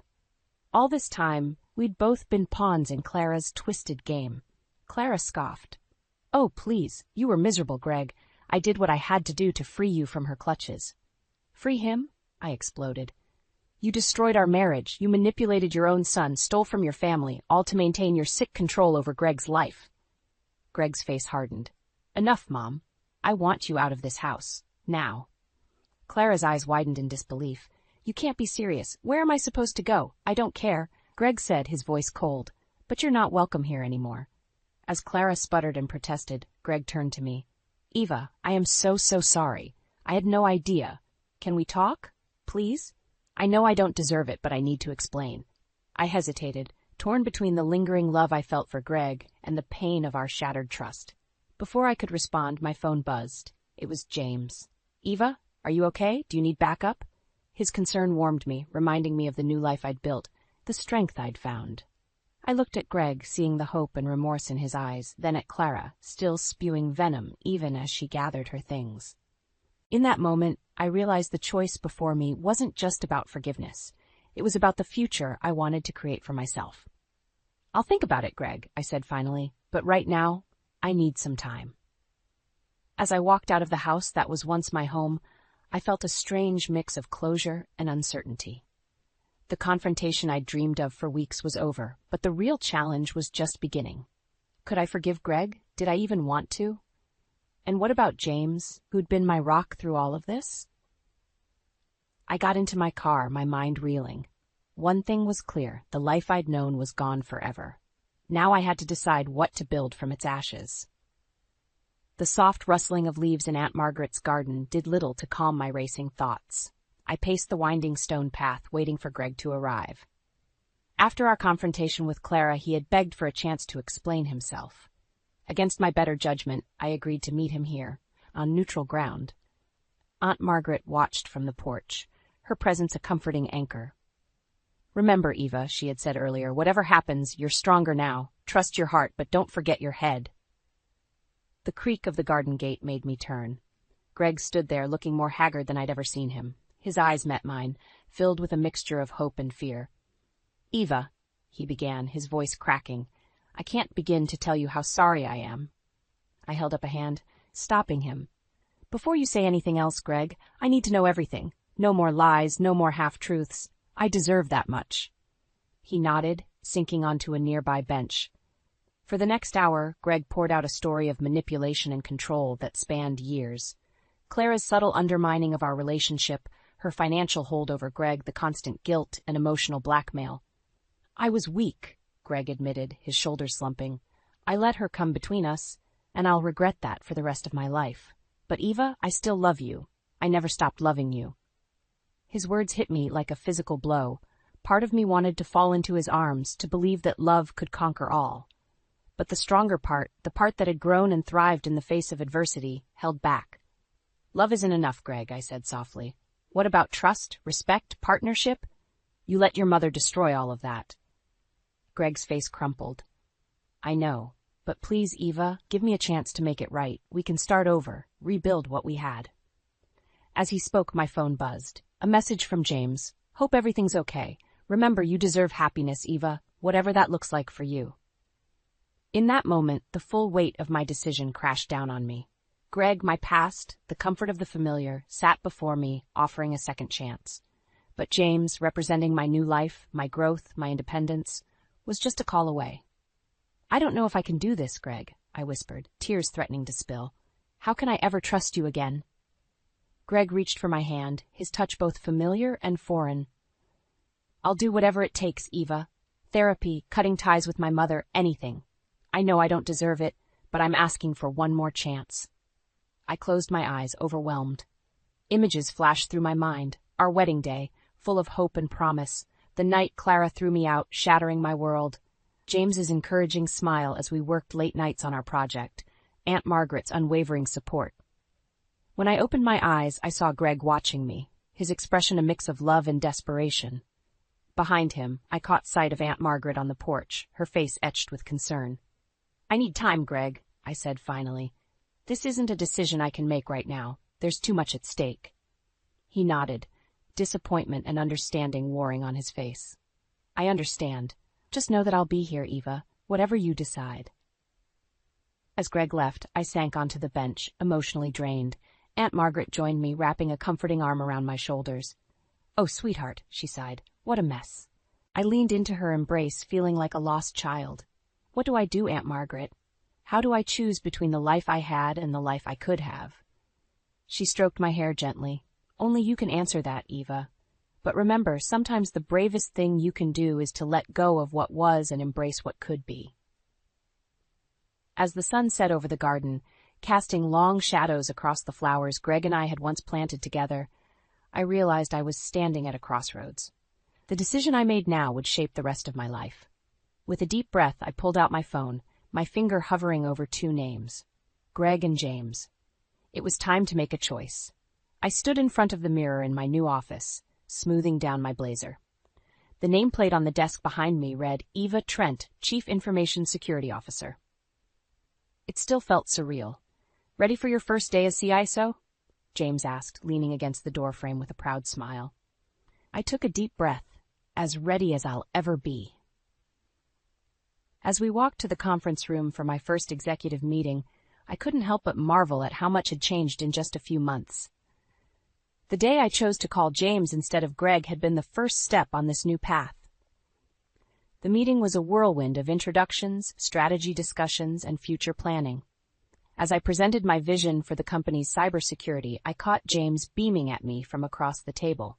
His unwavering support had been my rock through it all. After the meeting, I retreated to my office, overwhelmed by a mix of excitement and nostalgia. My phone buzzed with a text from Aunt Margaret. "So proud of you, sweetheart. Dinner tonight to celebrate?" I smiled, typing back a quick, "Absolutely." Just then another message came through, from Greg. My heart skipped a beat as I opened it. "Congratulations on the promotion, Eva. You deserve it. I hope you're happy." A lump formed in my throat. Despite everything, a part of me still cared for Greg. But as I looked around my new office, at the life I'd built for myself, I knew I'd made the right choice. I was about to respond when a commotion outside caught my attention. To my shock, I saw Clara being escorted out by security, her face a mask of fury. "You can't do this to me," she shrieked. "Don't you know who I am?" James appeared at my side. "She tried to gain access to our servers," he explained quietly. "Looks like old habits die hard." I watched as Clara was led away, feeling a strange mix of pity and vindication. Her actions had cost her everything. Her son, her reputation, and now her freedom. As the day wound down, I found myself back in my office, gazing out at the Minneapolis skyline. The setting sun painted the sky in hues of orange and pink, reminding me of the sunsets Greg and I used to watch together. A soft knock interrupted my reverie. It was James. "Penny for your thoughts?" he asked, joining me at the window. I turned to him, really looking at this man who had become so important to me. "I was just thinking about how far I've come, how different my life is now." James took my hand, his touch sending a warm flutter through me. "You did it all yourself, Eva. You're incredible." In that moment, looking into his eyes, I felt the last pieces of my old life fall away. The pain, the betrayal, the self-doubt, all of it melted in the face of this new, stronger version of myself. "James," I said softly, "thank you. For everything." He smiled, leaning in closer. "You never have to thank me, Eva. I'm just honored to be part of your journey." As our lips met in a tender kiss, I felt a sense of peace wash over me. This was where I belonged. Later that evening, as Aunt Margaret, James, and I clinked glasses over a celebratory dinner, Aunt Margaret raised her glass for a toast. "To Eva," she said, her eyes shining with pride. "Look at how far you've come, dear. You've built yourself up from nothing. Your strength and resilience are an inspiration to us all." I felt tears prick my eyes as I looked at these two people who had stood by me through it all. "To new beginnings," I added, my voice thick with emotion. As we continued our celebration, I realized that the journey I'd been on wasn't just about overcoming betrayal or finding professional success. It was about rediscovering myself, my worth, and my capacity for love and trust. The road ahead was still uncertain, but for the first time in a long time, I was excited about the future. With James by my side, Aunt Margaret's unwavering support, and the strength I'd found within myself, I was ready for whatever came next. As the night wore on, filled with laughter and love, I silently thanked the universe for this second chance at happiness. The Eva who had been thrown out of her home all those months ago was gone. In her place stood a woman who knew her worth, who had faced her demons, and who had emerged stronger than ever. This was my new beginning, and I was going to make the most of every moment. The folder labeled receipts sat heavy in my lap, 5 years of carefully documented betrayal wrapped in manila. My hands trembled as I traced the edge, remembering tonight's dinner and the familiar ache in my chest. My name is Deborah, and I'm the family ATM.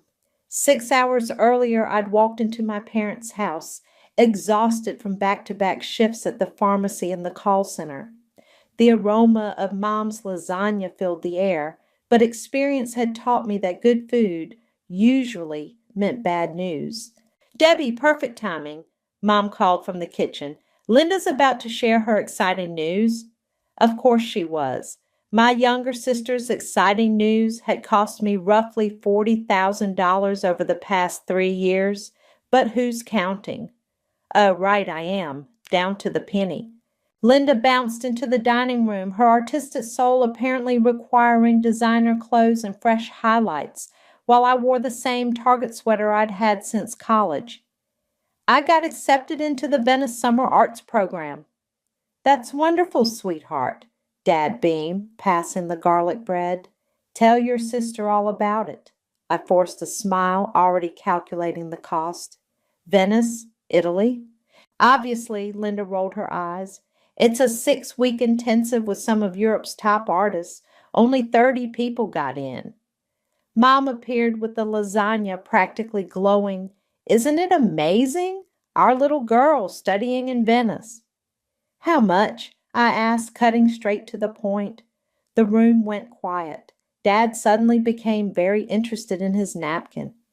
"Debbie," Mom's voice carried that warning tone I knew too well, "this is a once-in-a-lifetime opportunity for your sister." "That's not what I asked." Linda picked at her food. "The program is $12,000, plus housing and materials." "So 20,000, 25?" My fork clattered against the plate. "And let me guess, you need my help?" "Don't be dramatic," Mom snapped. "We're family. Family helps each other."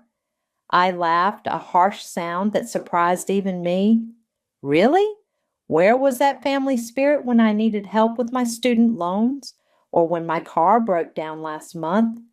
"That's different," Dad finally spoke. "Your sister has a gift. She needs to nurture it." "And what about my gifts? My degree? The 60-hour weeks I work?" Linda's eyes welled up right on cue. "Why do you always have to make everything about you? You're just jealous because you're stuck in your boring little jobs while I'm actually pursuing my dreams." "Pursuing dreams doesn't pay bills," I muttered. Mom slammed her hand on the table. "Enough. I won't have you ruining your sister's moment with your petty jealousy. Linda actually takes risks, actually creates something meaningful. All you do is work and complain." The words hit like physical blows, but I was used to it. I stood up, my dinner barely touched. "I have to go. Early shift tomorrow." "Debbie, wait," Dad called after me. "We'll talk about the finances later, as a family." I didn't respond. Back in my apartment, I checked my bank account, overdrawn again. 3 past due notices sat in my inbox. My credit score was in shambles from the emergency loans I'd co-signed for Linda's previous ventures. The fashion blog, the pottery studio, the organic cafe that never opened. The receipts folder caught my eye from its hiding place behind my bookshelf. Inside was every manipulative text, every guilt trip email, every bank statement showing money flowing one way, from me to them.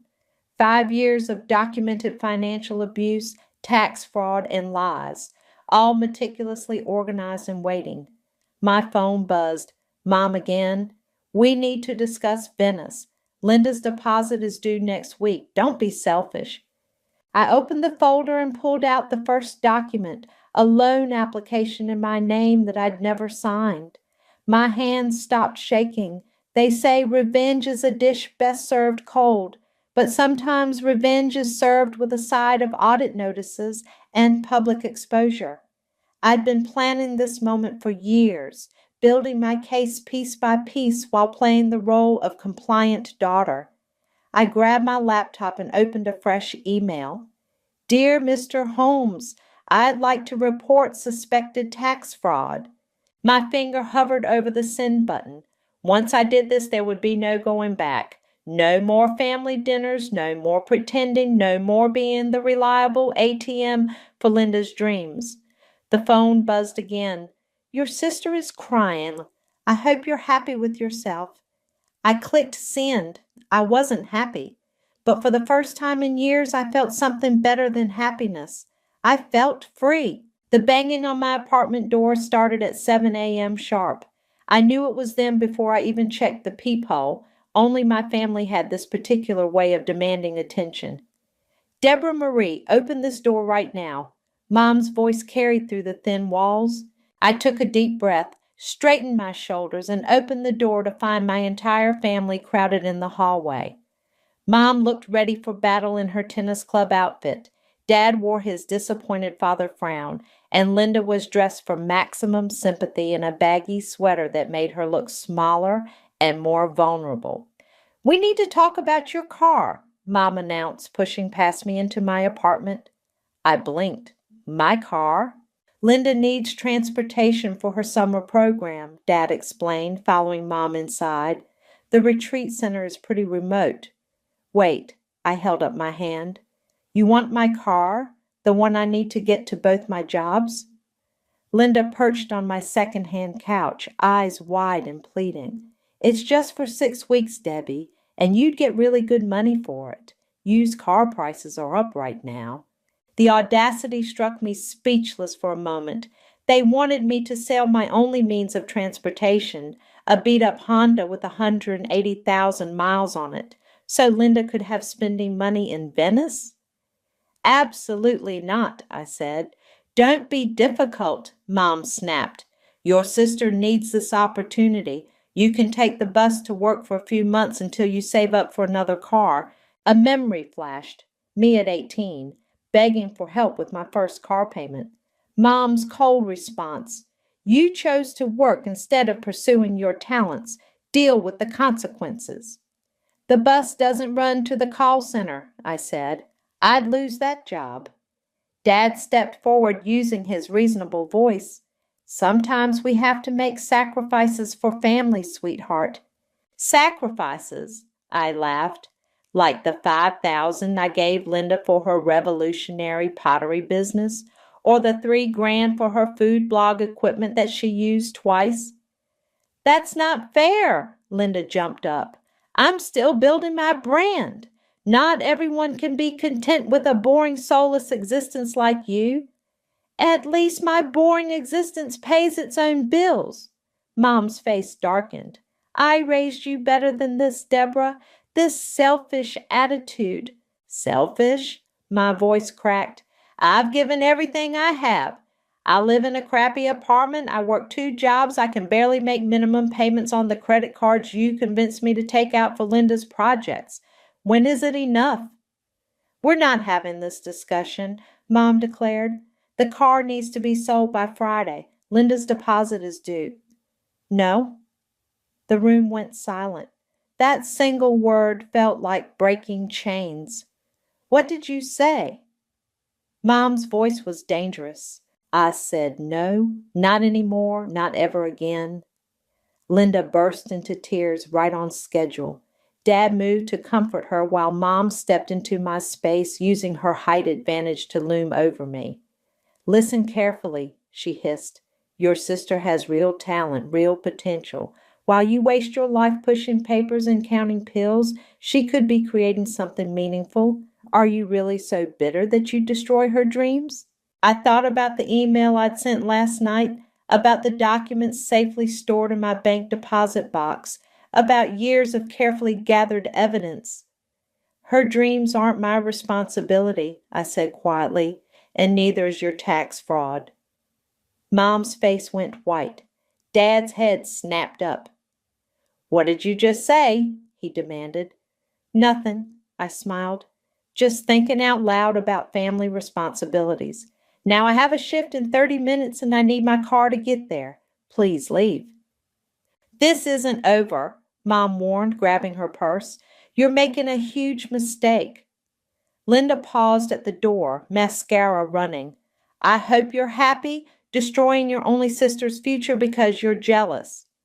After they left, I sat down and shook for a full 5 minutes. My phone started buzzing with texts. Mom, you're breaking your father's heart. Linda, I hate you. I've always hated you. Dad, call your mother. Make this right. I blocked their numbers. My friend Valerie called moments later. Hey, your mom just posted this crazy rant on Facebook about ungrateful daughters. You okay? I did it, Val, I whispered. I finally said no. About damn time. Want me to come over after your shift? I looked at my sad little apartment, thought about the storm coming my way. Yeah, bring wine. I have a feeling things are about to get really interesting. Good, Valerie said firmly, because I've watched them drain you dry for years. It's time they learned you're not their personal bank anymore. After hanging up, I grabbed my car keys, and headed to work. In my inbox, a new message waited. Tax fraud report. Initial investigation pending. I smiled. They wanted a war? Fine, but this time I had ammunition. Holy shit, Valerie whispered, spreading the documents across my coffee table. This is extensive. I poured us each another glass of wine. 3 hours into our review session, and we'd only made it through half the evidence I'd collected. Look at this one, I pointed to a loan application. That's supposedly my signature, but I was in Miami that weekend for a pharmacy conference. I have proof I wasn't even in the state when this was signed. Valerie picked up another paper. And these credit card statements? Yeah. Every time Linda needed emergency funds for her projects, they'd open a card in my name, said they'd make the payments. Guess how that worked out? Jesus.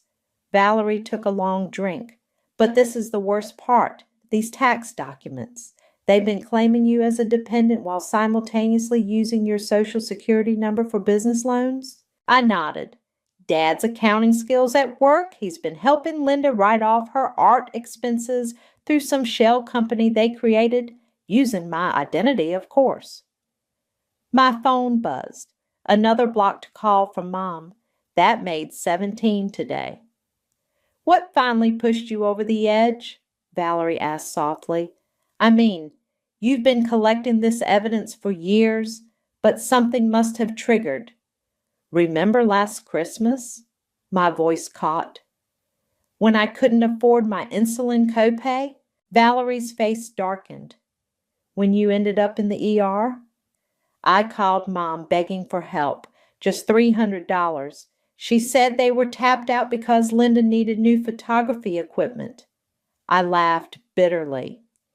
2 days later, Linda posted photos from her new MacBook Pro on Instagram, tagged Mom and Dad, thanking them for the early Christmas gift. While you were in the hospital with DKA? Valerie's hands clenched. That's when you started scanning everything? That's when I stopped making excuses for them. I pulled out my laptop. Want to see what the IRS agent said? A knock at the door made us both jump. Debbie, it's Dad. Please, we need to talk.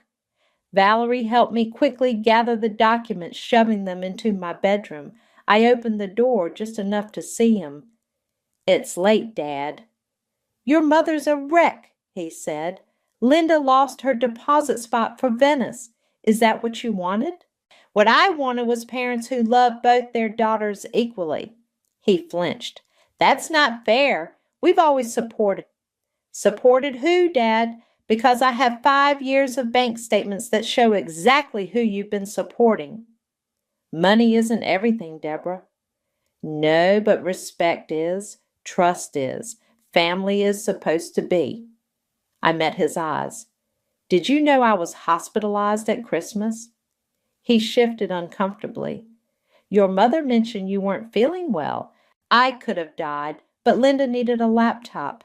That's different. Why? Why is it different? Because Linda has a gift, he exploded. She has vision, talent. You're reliable, responsible, the one you can always count on to clean up everyone else's messes. His silence was answer enough. Go home, Dad. Tell Mom and Linda I'm done being their backup plan. If you do this, if you keep refusing to help, you'll regret it, he warned. Family is forever. Is that a threat? He straightened his jacket. Just remember you're not the only one who can dig up the past. After he left, Valerie emerged from the bedroom. Okay, that was ominous. What did he mean? I sat heavily on the couch. Remember when I was 22 and Linda's boyfriend Ricky got arrested? Vaguely. They convinced me to say I was driving the car that night. Linda was on probation for something else, and they swore it would ruin her life if she got another charge. I rubbed my temples. The case got dismissed, but there's a paper trail, Valerie finished. They're going to try to use that against you? Probably, but here's what they don't know. I pulled out one final folder. I have proof they coerced me, including texts from Mom promising to pay my student loans if I took the fall, texts she conveniently forgot about after the charges were dropped. Valerie was quiet for a long moment. Deb, are you sure you want to do this? Once you pull this trigger? They're already threatening me, Val. If I back down now, it'll never end. I opened my laptop again. Want to help me organize these files for the IRS? Absolutely. She squeezed my hand. Just be prepared. This is going to get ugly before it gets better. I know. I opened the email from Agent Holmes. But I'm done being their victim. It's time they learned actions have consequences. The cursor blinked on my screen, waiting for my response. Time to show them exactly what their reliable, responsible daughter could do. The family intervention ambush happened at work. Of course it did. They knew I couldn't escape without risking my job. Your sister hasn't eaten in 3 days, Mom announced, striding up to the pharmacy counter where I was counting pills. She's devastated. Linda trailed behind her, artfully disheveled, dark circles under her eyes, probably courtesy of her theater makeup kit. Dad brought up the rear, looking uncomfortable but determined. I'm working, I said, not looking up. This is inappropriate. What's inappropriate is destroying your sister's future. Mom's voice carried through the store. A few customers turned to stare. My supervisor, Sarah, appeared from the back. Is everything okay here? Family matter, Mom smiled sweetly. We just need a moment with our daughter. Debbie? Sarah looked concerned. It's fine, I sighed. I'm due for my break anyway. We moved to the empty break room, where Linda immediately collapsed into a chair, dabbing at her eyes with a tissue. The program director called, she whimpered. They gave my spot to someone else. My one chance at a real career gone because you're too selfish to help. I'm not selling my car, I said flatly, and I'm not taking out any more loans. This isn't about the money, Mom snapped. This is about loyalty, about family. Funny, I don't remember family being important when I needed help. Here we go again. Linda rolled her eyes. Poor Debbie, always the victim. Speaking of victims, I turned to her. How's Ricky? Still letting him crash at your place between his business ventures? Linda flushed. Leave him out of this. Why, he's part of this too. Remember that night you let him drive drunk in my car? The night I took the fall for both of you? That's ancient history, Dad cut in quickly. Is it? Because I have copies of all the texts and emails from that night, including Mom's promises about my student loans. The room went very quiet. Are you threatening us? Mom's voice was low, dangerous. No, I'm done playing games. I'm done being your ATM. I'm done covering up your mistakes. I stood up. Now get out before I call security. Linda launched herself at me, all pretense of weakness gone. You vindictive bitch. You've always been jealous of my talent. Talent? I laughed. Your talent is spending other people's money. Name one project you've actually finished, one dream you've seen through without running to Mom and Dad for bailouts. Girls! Dad tried to step between us. You think you're so perfect? Linda snarled. At least I'm not a pathetic loser working 2 dead-end jobs. At least I have ambition. Ambition doesn't pay bills, I shot back. But you wouldn't know about that, would you? You've never paid for anything in your life. That's enough. Mom grabbed Linda's arm. We're leaving. But this isn't over, Deborah. You want to play hardball? Fine. Let's see how you like having your whole life exposed. Is that a threat, Mom? Because I have a folder full of threats. Want to guess where I sent copies? Dad's face went pale. What did you do? Nothing yet, but push me again. Show up at my work, harass me, try to blackmail me, and I'll show you exactly what your boring, responsible daughter is capable of. Linda lunged forward again. I'll tell everyone what you did, about the arrest, about... Go ahead, I cut her off.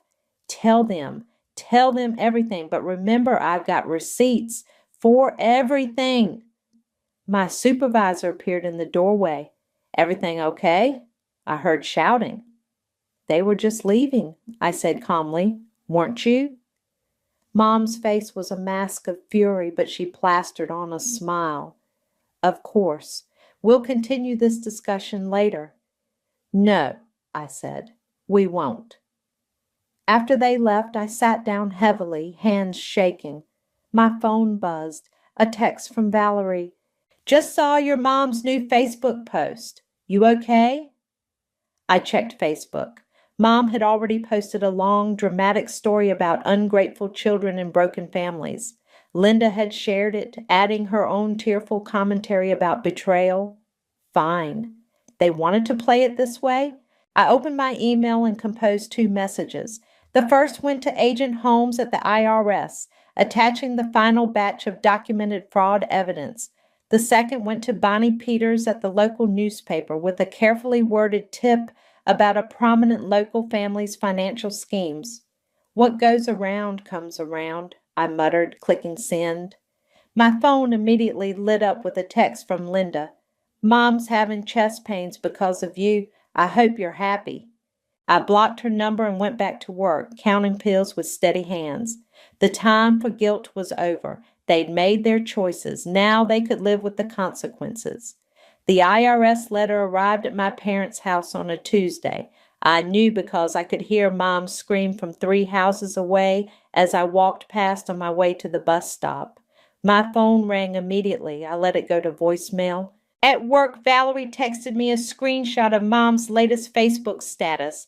Praying for guidance through this difficult time. Someone we trusted has betrayed us deeply. The responses were already piling up. Stay strong. Family is everything. Send in love and light. If they only knew. My afternoon shift was interrupted by a call from the newspaper. This is Bonnie Peters from the Herald. I received your tip about financial irregularities involving local art funding. I can't talk here, I whispered, checking to make sure no customers were nearby. Can I call you later? Of course, but you should know. We're running the story tomorrow. Your family's name will be mentioned. My stomach clenched. I understand. Dad showed up at my apartment that evening looking 10 years older than he had last week. Did you do this? He asked without preamble when I opened the door. The IRS audit. Was it you? Doesn't matter. He held up the official letter. They're looking at everything, Debbie. Everything. Do you understand what that means? Better than you think. Your mother hasn't stopped crying. She had to take a Xanax. Funny how she always has money for Xanax, but couldn't help with my medical bills. Dad's face hardened. This isn't a game. They're asking about business loans, tax returns, property transfers. They're asking about fraud, I corrected him, about identity theft, about using your daughter's social security number to fund another daughter's fantasies. We were trying to help Linda pursue her dreams by destroying mine. A new voice cut in. By being good parents, you ungrateful bitch. Linda stormed up the hallway, mascara streaked down her face. The newspaper called me. They're writing about my pattern of failed ventures and questionable funding sources. My reputation is ruined. You need a reputation first, I said coldly. She tried to push past Dad to get at me. I'll never forgive you for this, never. Forgive me? I laughed. For what? For not wanting to sell my car? For not taking out another fraudulent loan? For finally saying no? Girls, please, Dad started, but his phone rang. His face went ashen when he checked it. It's the bank. While he talked in hushed tones, Linda paced the hallway. Mom's right. You're just jealous because I have actual talent. Because I'm trying to make something of myself while you count pills and answer phones like a robot. At least I earn my own money. Money! She threw up her hands. That's all you care about. You're so small-minded, so pathetic. Dad ended his call looking shell-shocked. They're freezing our accounts, all of them, pending investigation. Linda went white. What? They can't do that. What about my rent, my car payment? Maybe get a job, I suggested. She lunged at me again, but Dad caught her arm. Stop! This isn't helping. He turned to me. Debbie, please, if you did this, if you know anything, you can still fix this. For the family. Fix what? Your tax fraud? The identity theft? The loans you took out in my name? We're your parents. No, I said quietly. You're Linda's parents. I'm just the ATM you created. My phone buzzed, a text from Bonnie Peters. Story goes live at midnight. Last chance for comment. Linda saw the message over my shoulder and started crying again. You're really going to let them publish that? Do you know what this will do to us? To you, I corrected her. And yes, I do know. That's the point. Dad's phone rang again. Mom, this time. I could hear her hysterical voice through the speaker. The country club just called. They're suspending our membership pending investigation. Linda grabbed the phone. Mom, she did this. Debbie did this to us. I closed my door on their drama, hands steady as I locked it. Through the wood, I heard Dad trying to calm them both down, heard Linda's threats and Mom's sobs. My phone buzzed again. Valerie. You okay? Need me to come over? No, I typed back. For the first time in years, I'm actually okay. I opened my laptop and clicked refresh on the Herald's website, waiting for midnight. Soon everyone would know exactly what kind of family they really were. The truth hurts, they say, but lies? Lies had hurt me more. The Herald's headline hit like a bomb. Local family under investigation. Art scene funding scheme exposed. By morning, my parents' pristine reputation was in tatters. Mom's tennis friends suddenly had scheduling conflicts. Dad's golf buddies stopped returning calls. Linda's art community contacts vanished overnight. I watched it unfold from the safety of my apartment, taking a rare day off work. The phone calls and texts had finally stopped, probably because they were too busy dealing with the fallout. At noon, Agent Holmes arrived at my parents' house. I knew because Mrs. Peterson from next door texted me. IRS agent just went in. Your mother looks like she's about to faint. I almost felt sorry for them. Almost. The doorbell rang, making me jump. It was Ricky, Linda's on-again, off-again boyfriend, looking nervous. Hey, Deb, can we talk? I started to close the door, but he stuck his foot in. It's important. It's about that night with the car. My heart stopped. What about it? Linda's threatening to tell everyone the real story. Says she's got nothing left to lose now. Let her, I said, but my voice shook. I've got proof they coerced me. Yeah, but... He shifted uncomfortably. She's got the dash cam footage. The world tilted sideways. What dash cam footage? From my old car, the one I was actually driving that night. Shows you weren't there at all. He looked down. Linda kept it. Said it might be useful someday. Before I could respond, my phone rang. Bonnie Peters. Deborah, we've received some interesting footage from your sister. Care to comment? My hands went cold. I'll call you back. Ricky was still hovering in my doorway. Look, I feel bad about everything. That's why I came to warn you. Linda's gone crazy since the article dropped. She's talking about destroying you completely. As if on cue, my phone buzzed with a text from Linda. Ready to see how it feels to have your life ruined? Check your email. The email contained the dash cam video and a message. Retract everything by 5 p.m. or this goes to the police, the newspaper, and your workplace. Let's see how the pharmacy board feels about employing someone who filed false police reports. I sank onto my couch, mind racing. Ricky hovered awkwardly. I could say I lost control of the car, he offered. Take the blame now. Years later, they'd never believe it.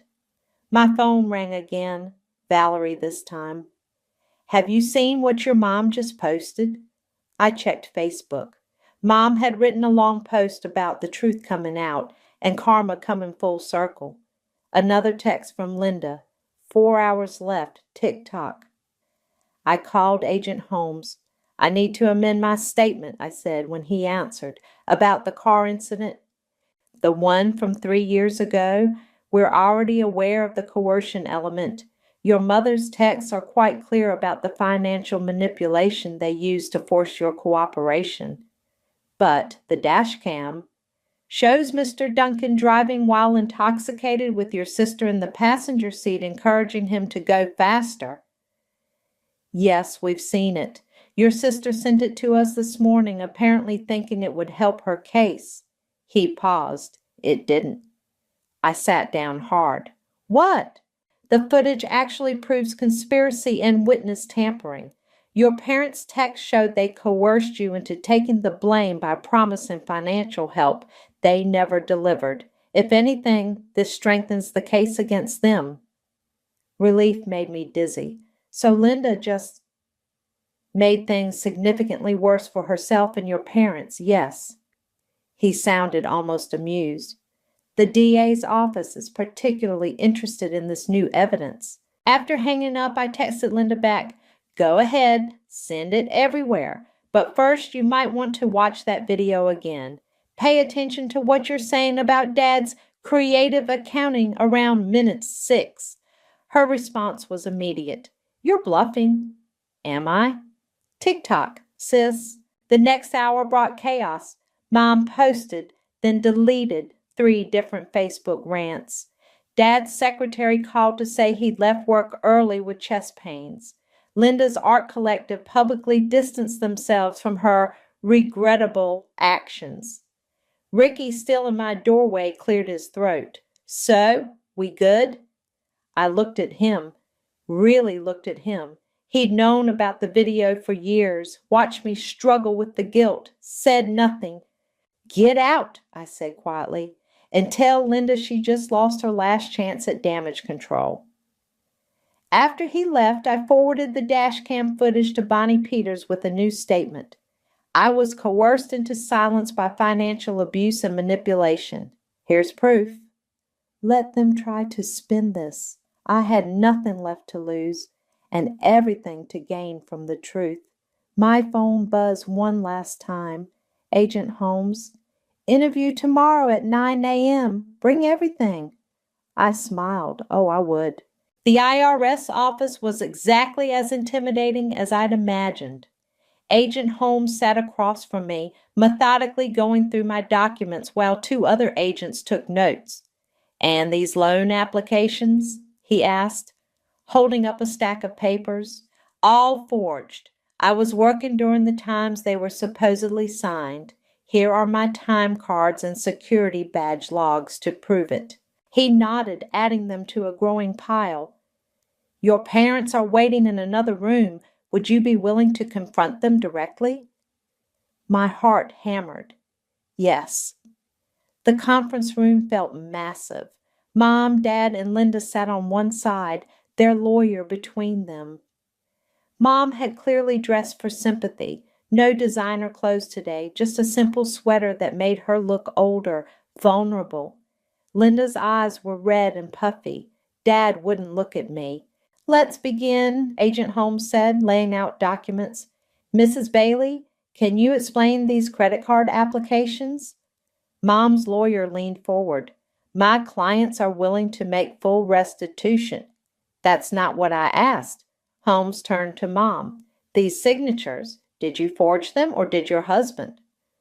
"We were trying to help our daughter," Mom whispered. "Which daughter?" I asked. "The one whose identity you stole or the one you were funding?" "Don't act so innocent," Linda snapped. "You knew what was happening." "Did I? Like I knew about the business loans, the tax fraud, the shell company?" Dad finally spoke. "Everything we did was for this family." "No," I said firmly. "Everything you did was for Linda. I was just the convenient resource you could drain dry." "That's not true," Mom cried. "We love both our daughters equally." I pulled out my phone, played the recording from Christmas. "Mom, please, I need help with my insulin. I can't afford." "Don't be dramatic, Debbie. Linda needs this equipment for her career." The room went silent. "Would you like to hear more?" I asked. "I have 5 years of recordings, 5 years of proof." "You recorded us?" Linda looked horrified. "Your own family?" "Family?" I laughed. "Was it family when you let me take the fall for your drunk driving? When you kept the video that could have cleared me? When you tried to blackmail me with it yesterday?" The lawyer shifted uncomfortably. Agent Holmes leaned forward. "About that video," he said. "The DA is very interested in the conversations it captured, particularly the parts about tax evasion and witness tampering." Mom burst into tears. "This will ruin us, our reputation, our standing in the community, your standing." I stood up, anger finally breaking through. "What about my credit score, my medical bills? The years I worked 60-hour weeks to fund Linda's dreams while skipping meals to afford rent." "Sit down, Deborah," Dad ordered. "No, I'm done sitting down, done staying quiet, done being the family ATM." I turned to Agent Holmes. "I want to press charges, all of them. Identity theft, fraud, coercion, everything." Linda jumped up. "You can't do this. We're blood." "Blood?" I pulled up my sleeve, showed the scar from my hospital stay. "Where was blood when I nearly died because I couldn't afford insulin? Where was blood when you forged my signature? When you stole my identity?" "Please," Mom begged, "we can fix this as a family." "No, Mom, you can fix this by facing consequences, real ones, not the kind you can guilt or manipulate your way out of." Agent Holmes cleared his throat. "Given the evidence, we'll be recommending full prosecution. The DA's office will be in touch about additional charges. Dad's face crumpled. Debbie, please don't do this to us. I'm not doing anything to you, I said quietly. Your actions did this. Your choices. Your lies. I gathered my things, feeling lighter than I had in years. One more thing. I turned at the door.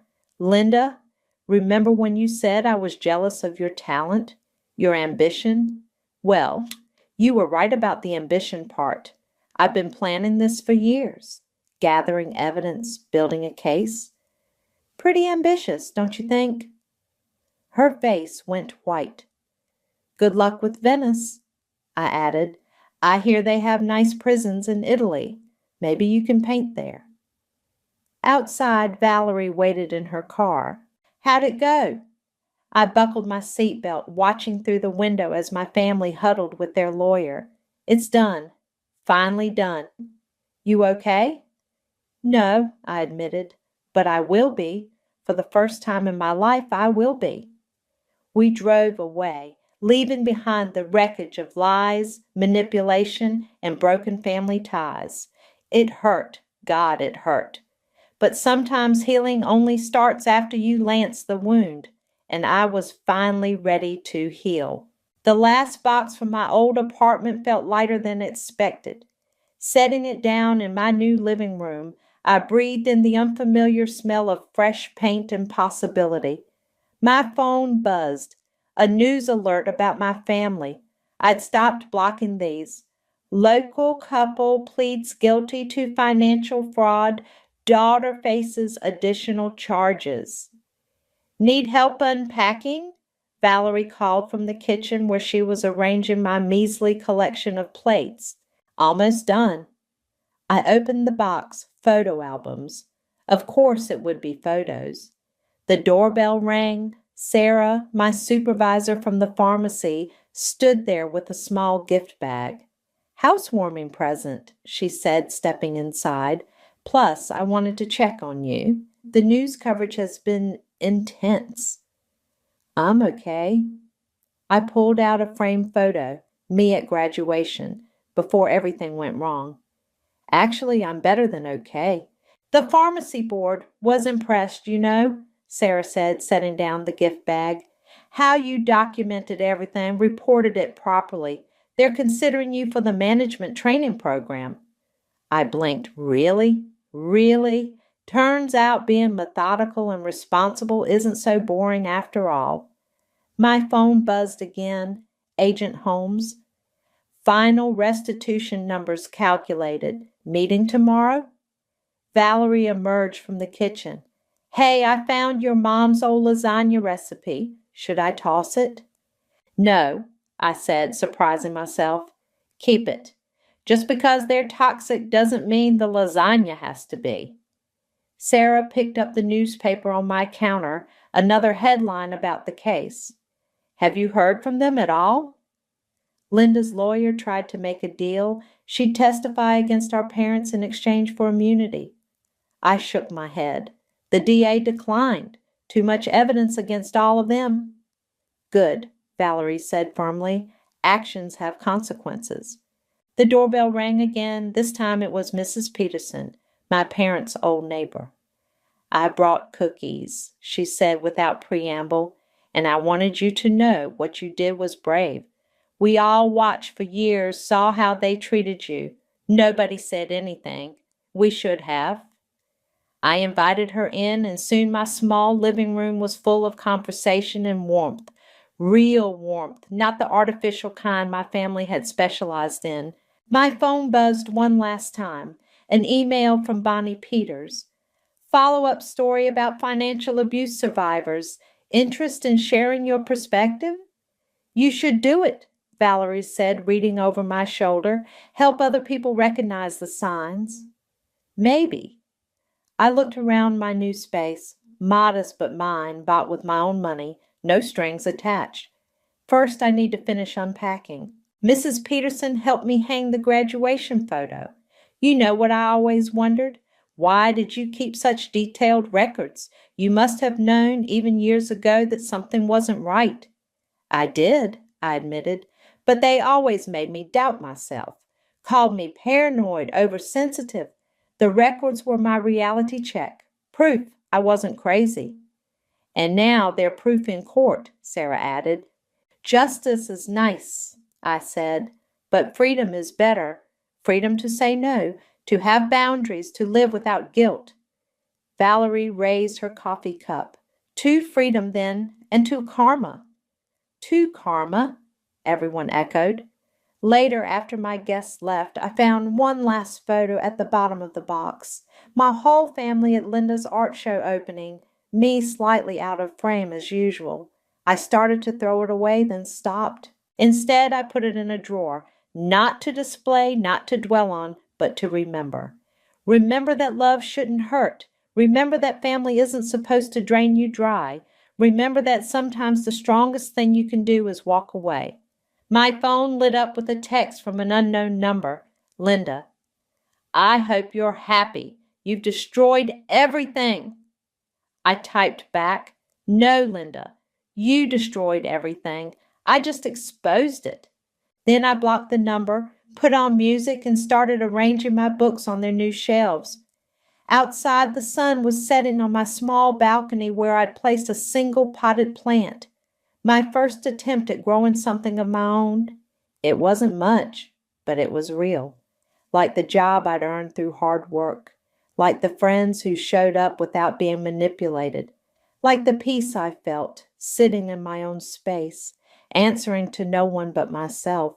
Some people might call it a lonely victory, but as I looked around my new home at the life I was building from the ashes of what they'd burned, I knew the truth. It wasn't lonely at all. It was just finally, beautifully mine. The numbers didn't make sense.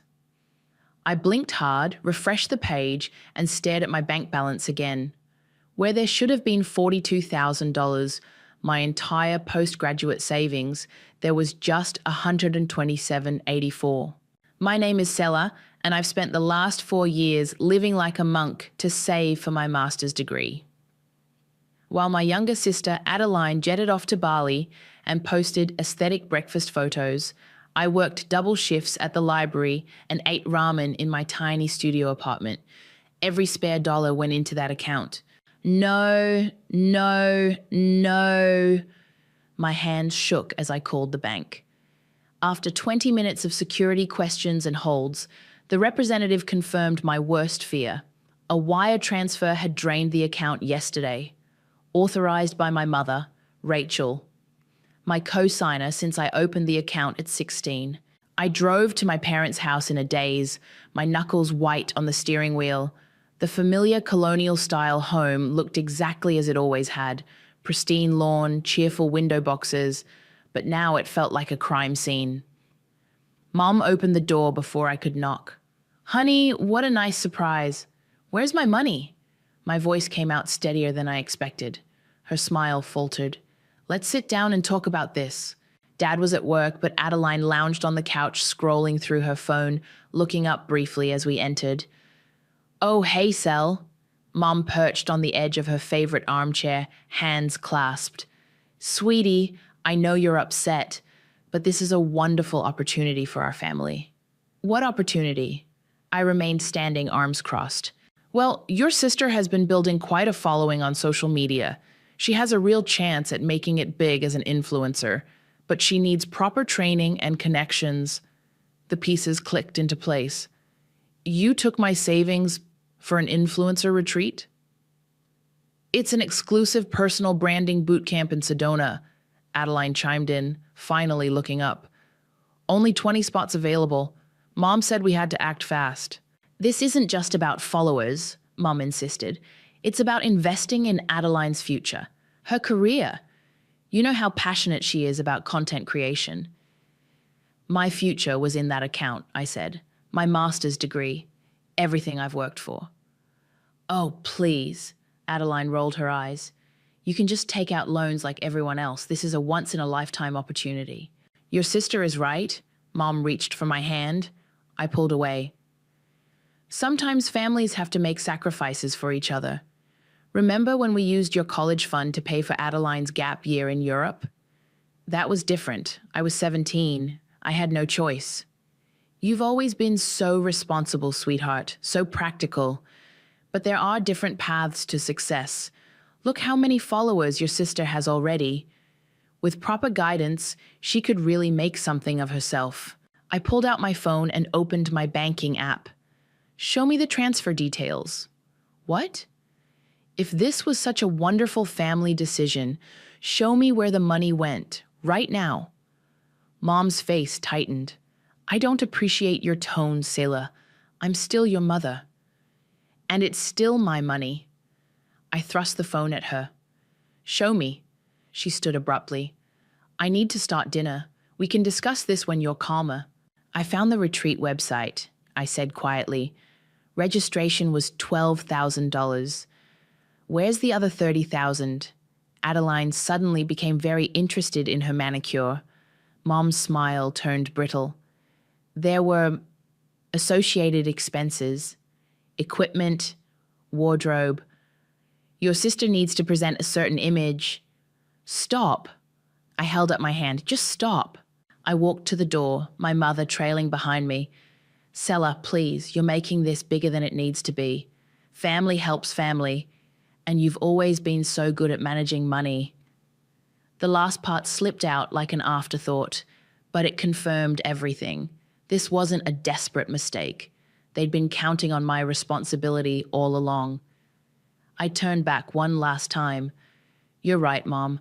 I am good with money, and I'm even better at keeping receipts.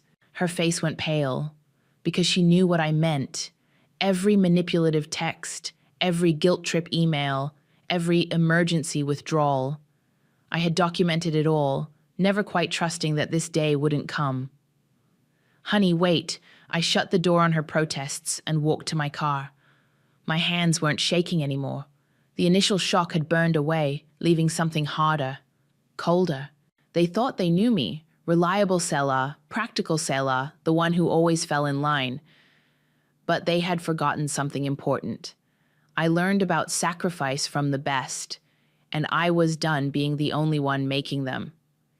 It's just a family dinner, Dad said over the phone. Your mother feels terrible. Please come. That's how I found myself back at their house 3 days later, pushing peas around my plate, while Mom served her famous pot roast like nothing had happened. Adeline was already posting pictures of the meal to her Instagram stories. Perfect lighting, she mumbled, adjusting her phone angle. So authentic and homey. Speaking of authentic, Mom brightened. Tell everyone about your upcoming retreat, honey. I set down my fork with a clank. Really? That's where we're going with this? Selah, Dad warned quietly. No, I want to hear about it, I insisted, turning to my sister. Tell us all about this amazing opportunity, the one that apparently cost $42,000. Adeline sighed dramatically. You're just jealous, because I'm actually doing something creative with my life instead of hiding in a library. Creative? I laughed. Is that what we're calling theft now? That's enough, Mom's voice cracked like a whip.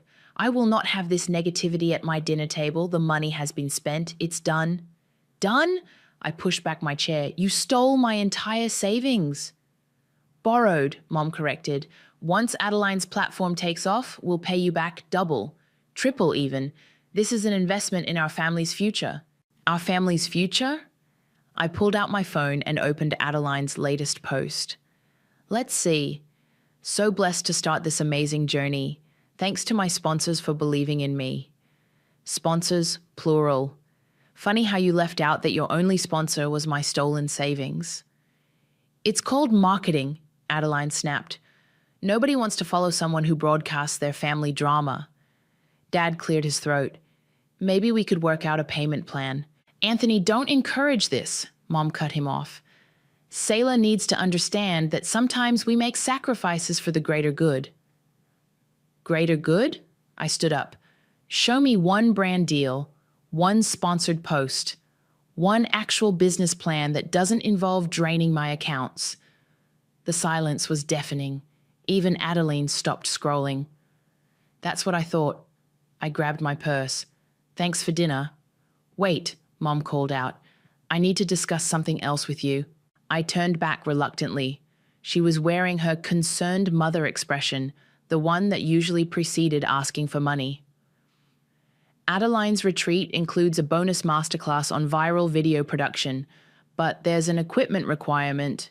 No, the word came out like a bullet. It's only $5,000, Adeline piped up, for a professional camera setup. Mom said you just got your quarterly bonus. Are you serious? I stared at them both. You drain my savings and immediately ask for more? Think of it as protecting your investment, Mom said smoothly. The better equipment Adeline has, the faster she'll succeed and be able to pay you back. Dad suddenly became very interested in his pot roast. I waited for him to say something. Anything. He didn't. I have to go, I managed. I'm meeting Nasir. Your lawyer friend? Mom's eyes narrowed. Why are you meeting him? No reason. I headed for the door, just discussing investments. I heard Mom's chair scrape back. Selah, wait.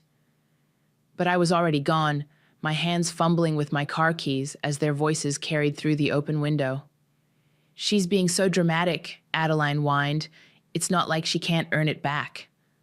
Of course she can, Mom replied. And she will. We just need to be patient. Once her promotion comes through, I froze. Key, halfway to the ignition. They were already counting my future earnings, planning their next raid. My phone buzzed. A text from Nasir. Still on for coffee? Brought those documents you asked about. I typed back quickly. On my way.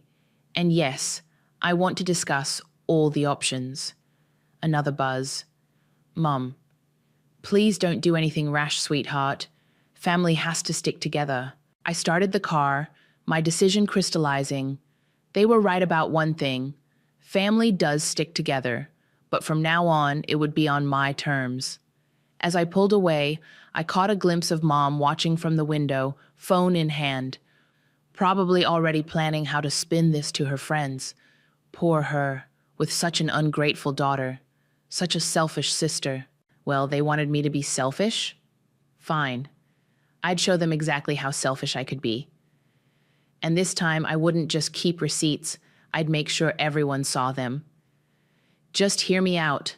Mom ambushed me outside my apartment the next morning. I have an amazing proposition for you. I nearly dropped my coffee. How long have you been waiting here? That's not important. She waved dismissively. What's important is this incredible opportunity for both my girls to work together. I'm late for work. 5 minutes. She grabbed my arm. Adeline's retreat coordinator mentioned they're looking for success stories, real people who've helped fund creative dreams. If you just post about how supporting your sister changed your life. Changed my life? I yanked my arm free. You mean how you stole my savings? Invested, she corrected automatically. And think about it. You could be part of her journey, her first real brand collaboration. You want me to pretend stealing my money was a good thing? For content? For family, she insisted. Plus, Adeline would credit you in all her posts. Think of the exposure. I laughed so hard I actually did spill my coffee this time. Exposure? I need tuition money, not Instagram followers. Don't be short-sighted. Mom's voice hardened. This attitude isn't helping anyone. I raised you to be more supportive than this. You raised me to be a bank account. Her face crumpled into practiced tears. How can you say that? After everything I've sacrificed. Save it for Adeline's stories, I cut her off, heading to my car. I'm sure she can find the perfect filter for your guilt trips. At work, my coworker Greta took one look at my face and pulled me into the break room. Spill? I told her about Mom's morning ambush. She whistled low. Your mom's got some nerve, she said. But have you seen your sister's latest post? She handed me her phone. There was Adeline, posed thoughtfully in front of a sunset, caption reading, "So grateful for this self-made journey. Remember, your only limit is your mindset." Self-made? I gripped the phone so hard Greta had to pry it away. There's more, she said grimly. Check the comments. I scrolled down. Dozens of supportive messages, but then, girl, what happened to the money we donated to your startup fund last year? Still waiting on those investor updates you promised. My sister contributed to your business launch and never heard back. Adeline had deleted most of them, but new ones kept appearing. This isn't the first time, I realized. They've done this before. Time to talk to your family's accountant, Greta suggested. The one your mom's always bragging about? An hour later, I sat across from Atticus in his downtown office. He shuffled papers nervously. I really shouldn't be showing you this without your mother's permission. I'm almost 30, I reminded him, and these are my accounts. Were your accounts? He corrected, then winced. Sorry. He pulled out several folders. Your mother has been creative with family finances for a while, always claiming it's for Adeline's various ventures, the modeling portfolio, the life coaching certification, that crystal healing website. How much? He slid over a spreadsheet. The numbers made me dizzy. This is way more than just my savings, I whispered. Where did all this money come from? Atticus wouldn't meet my eyes. There may have been some reallocation of funds from various family accounts, including my father's. His silence was answer enough. Does he know? Your mother handles all financial discussions. Atticus straightened his tie. But there might be a way to prevent future reallocations. He pulled out another document. It's a specific type of joint account control, requires multiple signatures for any withdrawals over a certain amount. Most importantly, it can't be overridden without legal proceedings. I stared at the paper. Why are you showing me this? Because I've known your family for 20 years, he said quietly. And I'm tired of watching your mother drain everyone dry for Adeline's next big thing. But I never said that. My phone buzzed. A text from Mom. Darling, please call ASAP. Adeline's coordinator needs an answer about the collaboration by tomorrow. This could change everything. I looked back at Atticus. How quickly can we set this up? I can have the paperwork ready tomorrow. He hesitated. Your mother won't be happy. Good. I stood up, because I'm done making her happy at my expense. As I left his office, another text came through, from Adeline this time. Mom says you're being difficult again. Why can't you just support my dreams like a normal sister? I smiled grimly. Oh, I'd support her dreams all right. Right after I woke her up from them. Sign here, here, and initial here. Nasir pointed to the marked sections. This establishes the joint control requirement. Any withdrawal over $500 will need both signatures. And my mother can't override this? I asked, pen hovering over the papers. Not without a court order. He smiled. And trust me, she doesn't want this in court. We sat in his law office, surrounded by the morning sun and stacks of financial documents. It felt surreal, taking legal action against my own family. But then I remembered Mum's tearful manipulation, Adeline's entitled demands, and my hand steadied. What about my next paycheck? I asked, signing the final page. Direct deposit into the new protected account. Nasir gathered the papers. I'll file these today. By tomorrow, your money will be locked down tighter than a vault. My phone buzzed. Greta. Your sister's going viral, but not in a good way. I pulled up Adeline's Instagram. Her latest post showed her lounging by a pool, caption reading, manifesting abundance. Sometimes the universe guides you to take bold steps toward your dreams. The comments were brutal. Bold steps like stealing your sister's savings? What happened to the money from your wellness workshop last spring? Scammer vibes. Unfollowing. Looks like karma's catching up, Nasir observed. My phone rang. Mom. I let it go to voicemail. She'll notice the account changes soon, I said. Good. Nasir leaned back. Let her try explaining that to her lawyer. Back at work, Greta cornered me by the copy machine. Your mom's been calling the office, Says it's a family emergency. The only emergency is that she can't access my money anymore. Speaking of money, Greta lowered her voice. Remember my cousin who donated to Adeline's wellness brand launch? She's not the only one. There's a whole group chat of people trying to track down their investments. My stomach dropped. How much? Enough to attract attention from some consumer protection blogs. They're calling it a pattern. My phone buzzed again, a text from Dad. Your mother's very upset about some banking changes. Please call home. Then Mom, emergency! Family meeting now. This is about your sister's future. Then Adeline, thanks for ruining everything. Mom's crying and it's all your fault. I turned my phone off. By evening, I couldn't avoid them anymore. Mom was waiting in my apartment parking lot, pacing. What have you done? She demanded as I got out of my car. The bank called about authorization changes. Funny how you noticed that so quickly, I said, planning another withdrawal.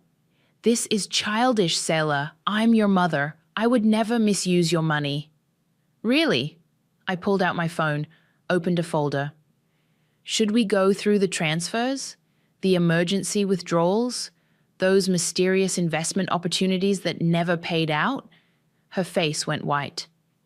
Where did you get those records? Atticus is very thorough. Did you know he keeps copies of everything? You had no right. I had every right. It's my money. It's family money, she snapped. And families support each other, but you've always been selfish, always keeping score. Like you kept score of every dollar you took from me to fund Adeline's schemes?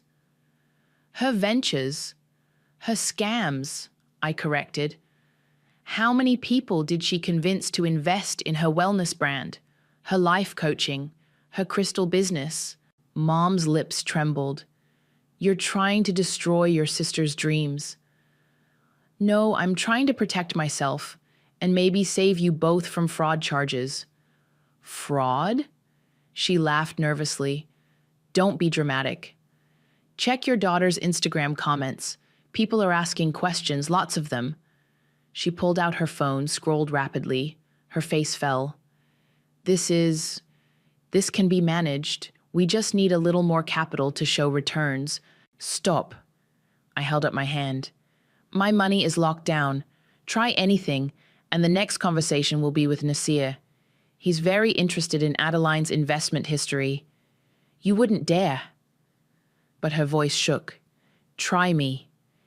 She stared at me for a long moment, then turned sharply and walked to her car. As she drove away, my phone buzzed with one final text. You'll regret choosing money over family. I texted back, No, Mom. I regret not doing this sooner. Then I called Nasir. How much documentation do we need to prove a pattern of fraud? How much do you have? I smiled grimly. More than they think. This is a disaster. Adeline's voice echoed through my phone speaker. The retreat coordinator says my brand authenticity is compromised. I watched her latest Instagram live meltdown from my office desk. Her perfectly contoured face crumpled as comments flooded in. Return the money you scammed. Authenticity? More like authentic fraud. Wasn't this the same girl who ran that fake wellness workshop? Greta peered over my shoulder. Karma's not just a hashtag, huh? My phone buzzed with another call. Mom, third time today. I declined it. Your sister's reputation is in tatters, came her hysterical voicemail. We need $10,000 for a crisis management team. This affects all of us. All of us? I muttered. Now we're family? Check this out. Greta thrust her phone at me. It showed a Twitter thread detailing Adeline's history of failed ventures, the wellness workshops, the crystal healing courses, the life coaching scam. Someone had compiled screenshots of every promise, every investment opportunity, every disappeared dollar. It's going viral, Greta said. Not the kind of influence she wanted. My desk phone rang, the reception desk. Your mother's here. I'm in a meeting, I said quickly. All day. Selah, Mom's voice carried through the background. This is an emergency. I hung up. Minutes later, my phone lit up with a text from Dad. "Your mother's hysterical. Adeline's having a breakdown. Please come home." Before I could respond, Greta gasped, "Oh my God, look!" Adeline had started another live. She was sobbing, mascara running. "I just wanted to inspire people, to show them dreams are possible, and now my own sister is trying to destroy me." The comments were merciless. "Dreams built on stolen money? Where's my workshop refund? Someone call the FTC." My phone buzzed again, an email from Nasir. "Check the local business news site, now." The headline made my stomach drop. "Social media influencer under investigation for alleged investment fraud." The article mentions multiple complaints, Greta read over my shoulder.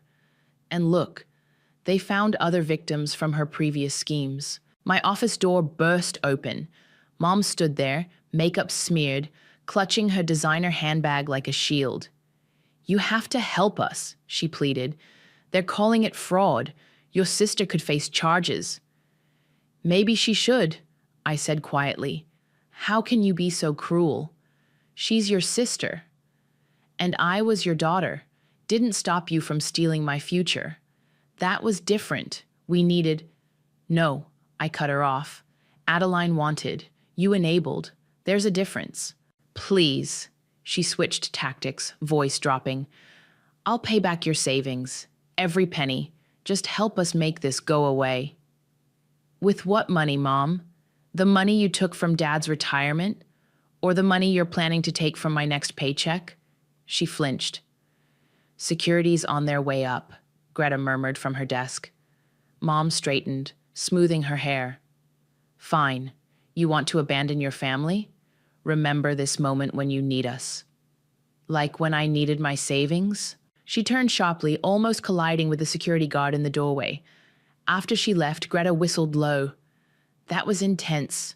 My phone chimed, a text from Adeline. "Hope you're happy. My life is ruined and it's all your fault."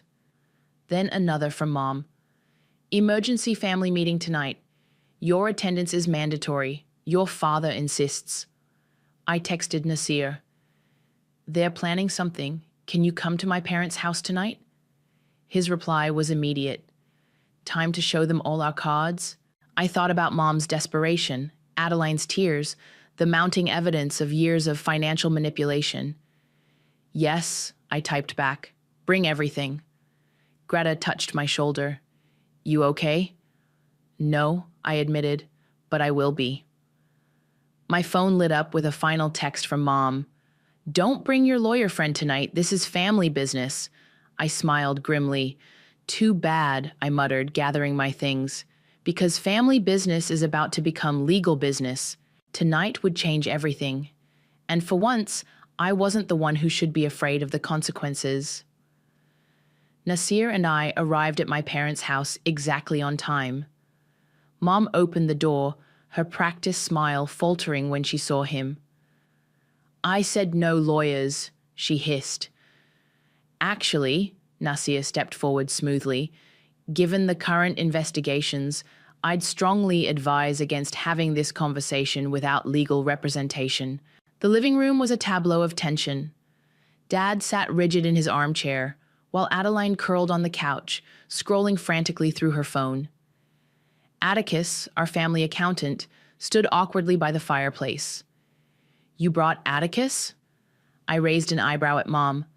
"We need to discuss damage control," she said. "As a family." "Damage control?" Nasir set his briefcase on the coffee table. "Or damage prevention." "This doesn't concern you," Mom snapped. "The fraud investigations do." He pulled out a folder, as do the financial records showing systematic misappropriation of funds.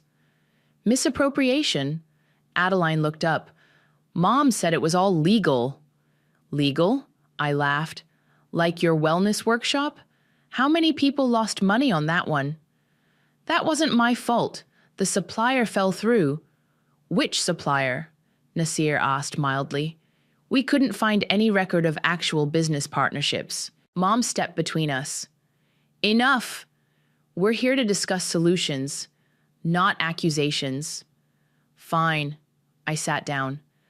Let's discuss how you're going to repay my savings. About that, Mom twisted her rings.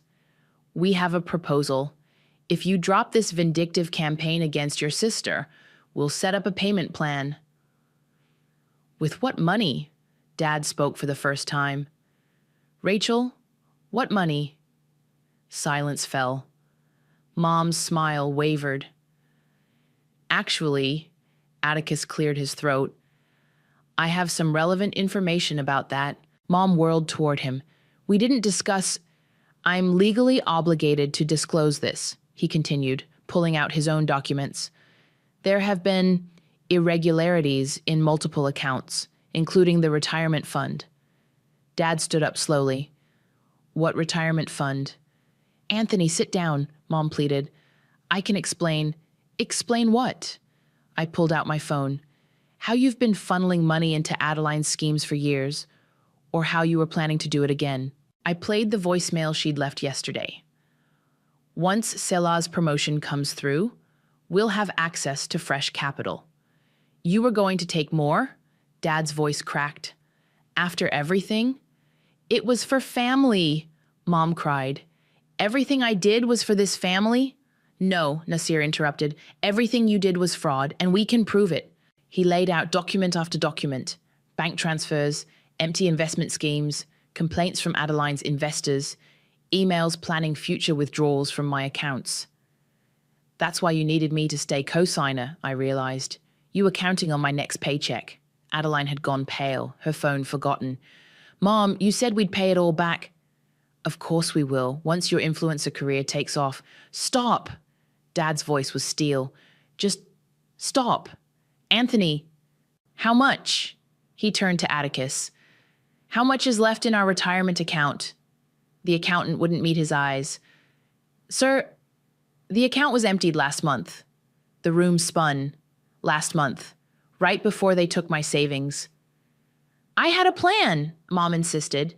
Adeline's retreat would launch her career, and then what? Nasir cut in. More schemes? More victims? The authorities are already investigating. How long before they trace everything back to you? Mom collapsed onto the couch. You're bluffing. Nasir pulled out one final document.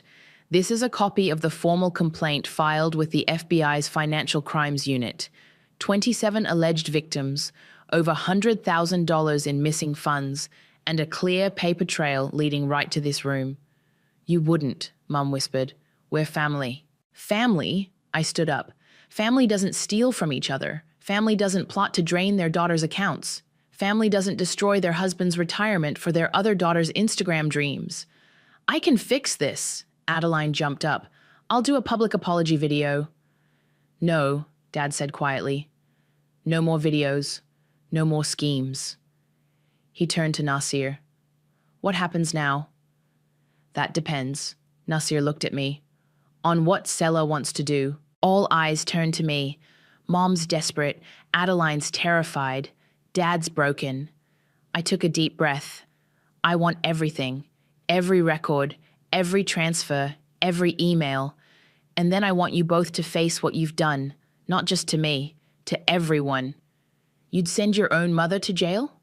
Mom's voice shook. No, I said. You did that yourself. One stolen dollar at a time. The next 48 hours exploded like a bomb. Mom and Adeline's carefully curated world crumbled post by post, confession by confession. I can't believe you're making me do this, Adeline sobbed, staring at her phone. Under Nasir's supervision, she was posting a public admission of her schemes. You're not the victim here, I reminded her. Read the statement. She went live. To all my followers, especially those who invested in my various projects, I need to confess something. The money wasn't used as promised. There were no suppliers, no partnerships, no real businesses. Comments flooded in instantly. Finally, the truth. What about our refunds? I reported this to the FBI weeks ago. Mom sat silently in the corner, watching her youngest daughter's influence empire collapse in real time. Her own social circle was imploding as news spread about the fraud investigations. Your father won't speak to me, she said quietly. Imagine that, I replied, sorting through another stack of financial records with Nasir. Finding out your wife destroyed your retirement tends to have that effect. I was trying to secure our future by stealing everyone else's? Nasir looked up from his papers. The victim's statements keep coming in. You might want to get your own lawyer. My phone buzzed. Dad, can we talk alone? I found him in his study, surrounded by bank statements and empty investment folders. I knew, he said before I could speak. Not everything, but enough. I just didn't want to see it. That's not good enough. No, he agreed. It's not. I failed you, Sila. I failed both my daughters, but you especially. By letting them steal from me, by letting your mother convince me it was normal, that families share resources, that your sister's dreams were worth everything. He rubbed his face. I was a coward. A crash from downstairs interrupted us. We rushed down to find Mom throwing her designer handbag at Adeline. This is your fault, she screamed. If you'd just made your influencer career work. My fault? Adeline shouted back. You told me to keep asking for more money. You said Selah owed us. Ladies, Nasir stepped between them. Everything you say can be used. Used where? Mom whirled on him. In court? Where you're sending me? You sent yourself, I said. Every time you stole from me, from Dad, from Adeline's followers. I was investing in our family's future. No, Dad's voice cut through the chaos. You were gambling with our family's present, and you lost. Mom's face crumpled. Anthony, please. The FBI wants to interview you both tomorrow, Nasir announced. I strongly suggest you cooperate. Interview? Adeline went pale. Like, criminal interview? Actions have consequences, I said. Isn't that what you always told me, Mom? When you made me give up my college fund for Adeline's gap year? When you drained my savings for her retreat? I did everything for this family. No, Dad stepped forward. You did everything for yourself, using our daughters as excuses, using me as a bank. It stops now. Mom sank onto the couch. What happens now? Now? Nasir gathered his papers. You meet with federal investigators. You document every scheme, every victim, every dollar. You face the consequences. And then? Adeline whispered. Then you pay it back, I said. All of it. Every penny you stole from me, from Dad, from your followers. However long it takes. But my retreat is canceled, Dad cut in. You're getting a real job, both of you. Mom started to protest, but Dad held up his hand. Enough, Rachel, it's over. The lies, the manipulation, the stealing, all of it, over. She stared at him, then at me, finally seeing us clearly, perhaps for the first time. I never meant, she began. Yes, you did, I said quietly. You meant every bit of it. That's what makes it worse. My phone buzzed. Greta. Your sister's confession video is trending. Comments are wild. Then Nasir's phone rang.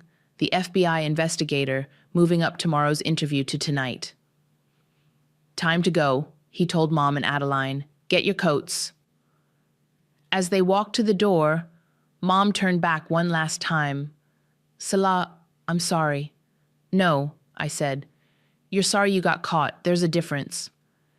After they left, Dad touched my shoulder. What about you? Will you be okay? I looked around the house where I'd grown up, where I'd learned that love came with price tags and family meant funding someone else's dreams. No, I admitted, but I will be, once the truth is all out. The truth, he echoed. It's expensive. Yeah, I agreed. But lies cost more. Guilty on all counts, Nasir announced, closing his laptop. We sat in his office, watching the live stream of Mom and Adeline's plea hearing end. Sentencing next month. My hands shook slightly as I set down my coffee. Did I do the right thing? You did the necessary thing, he said. 27 victims got their money back because you spoke up. My phone buzzed. Dad, just left the courthouse. Can we meet? I found him at our old neighborhood park, sitting on a bench near the swings where he used to push me as a kid. Mom's lawyer says she might avoid jail time if she completes the restitution payments, he said as I sat down. Community service, probation, financial monitoring. And Adeline, similar deal, plus mandatory financial counseling. He smiled sadly. She's actually doing well at her new job. Real work suits her better than fake influence. Have you talked to Mom? She calls every day, keeps saying she finally understands what she did wrong. He sighed.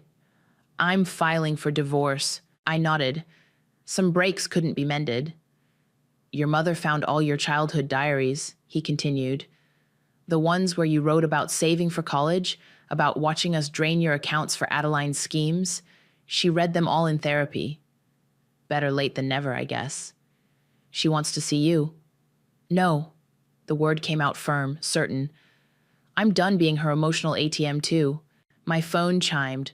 Greta sending a link to Adeline's latest social media post. Not an influencer video this time, but a simple text. Learning hard lessons about honesty, responsibility, and real work. Thank you to everyone I hurt for pushing me to face the truth. She means it, Dad said, reading over my shoulder. The counseling's helping. Good for her, I stood up. But I'm not ready to play sister again. I know. He reached for my hand. I should have protected you, should have seen what was happening. You see it now. That's something. Walking back to my car, another text came through. Mom, I understand if you never forgive me, but I want you to know I'm finally seeing myself clearly. The harm I caused, the trust I broke, you deserved better. I showed it to Nasir later that evening. Sounds sincere, he observed. What are you thinking? I'm thinking about karma, I said. Not the Instagram hashtag kind, the real kind where your choices create your consequences. Speaking of choices, he pulled out an envelope. Your graduate school application was accepted, full scholarship. I stared at the letter. My future, rebuilt from the ashes of betrayal. They can't take this one, he reminded me. Your accounts are locked down, your boundaries are set, your truth is told. My phone buzzed again. Adeline. I know you don't want to hear from me, but I'm in real therapy now, not just wellness coaching, learning why I felt entitled to everyone else's money, why I let Mom convince me it was okay. I'm sorry, Sela. Really sorry. The thing about karma, I told Nasir, is that it's not about punishment. It's about balance. Everything returns to truth eventually. Deep thoughts for a Thursday, he smiled. Yeah, well, I picked up the acceptance letter. I learned the hard way that some lessons cost everything, but they're worth the price. Going to tell your family about graduate school? I thought about Mom's tears in court, Adeline's public confession, Dad's quiet redemption. No, I decided. This dream is just for me. No family sacrifices required. Speaking of sacrifices, he handed me another envelope. The final restitution payment cleared. Your savings are fully restored. I held the bank statement, feeling its weight, not just in dollars, but in boundaries drawn and lessons learned. You know what's funny? I said. Mom always claimed she took my money because family helps family. She was right about one thing. Family does help family, just not by stealing their dreams. How then? By letting them build their own, on solid ground, not shifting lies. My phone lit up one last time. Dad. Proud of you, kiddo, for standing up, speaking truth, and staying strong. Your mom and sister had to fall to finally stand up straight. But you were standing tall all along? I smiled, tucking the acceptance letter into my bag. Sometimes karma looks like justice. Sometimes it looks like growth. And sometimes, just sometimes, it looks like freedom. The kind you build yourself, one hard truth at a time. Ready to go? Nasir asked. Yeah, I said, leaving the past where it belonged. I'm ready. I always thought my mother loved me, until the night she stole my dreams and served them up as party favors. My name is Lisa, and I'm a fertility specialist who can't have children of her own. Life's cruel little joke, right? For years, I've helped countless women achieve their dream of motherhood while privately battling infertility. After exhausting every other option, IVF became my last hope. You've saved quite a bit, my mother said that morning, examining my bank statement at her kitchen table. Almost $40,000. Every penny I could spare for 3 years, I replied, pushing my coffee aside. The clinic requires payment up front, and I need someone to hold the money while I'm at the conference next week. I can't risk having it sitting in my checking account. She reached across and squeezed my hand. Of course I'll help, sweetheart. You can trust me. I did trust her. That was my first mistake. A week later, I returned from my medical conference to find my apartment buzzing with missed calls and text messages. My sister Caitlin had been accepted to medical school, and Mother was throwing a small celebration that evening. The party was anything but small. Crystal champagne flutes clinked as I walked into our family home. Designer dresses swished past. The caterers alone must have cost thousands. "Lisa!" Caitlin squealed, running over in her perfect blue dress. "Can you believe it? Mom went all out." I forced a smile, scanning the room. "Where is Mom?" Getting ready to make a toast. Oh my God, Riley got me the most amazing acceptance gift. She flashed a sparkling bracelet that probably cost more than my monthly rent. The room fell silent as my mother clinked her glass. She stood on the stairs, radiant in an expensive new outfit, beaming at the crowd. "Today we celebrate my brilliant daughter Caitlin's acceptance to medical school," she announced, following in her sister's footsteps, though hopefully with more success in her personal life. Nervous laughter rippled through the room. I felt my cheeks burn. When Caitlin told me her news, I knew we had to celebrate properly. Fortunately, Lisa had been saving quite a nest egg, supposedly for some desperate fertility treatments. She paused, her smile turning cruel. I decided that money would be better spent celebrating a daughter who can actually give me grandchildren. The room spun. Voices murmured. Someone gasped. "Mom!" Caitlin's voice cracked. "You didn't? $40,000, my mother continued. Better invested in a daughter with a real future. Let's raise our glasses to Caitlin." I couldn't breathe. My legs carried me to the stairs before I realized I was moving. "You stole my money?"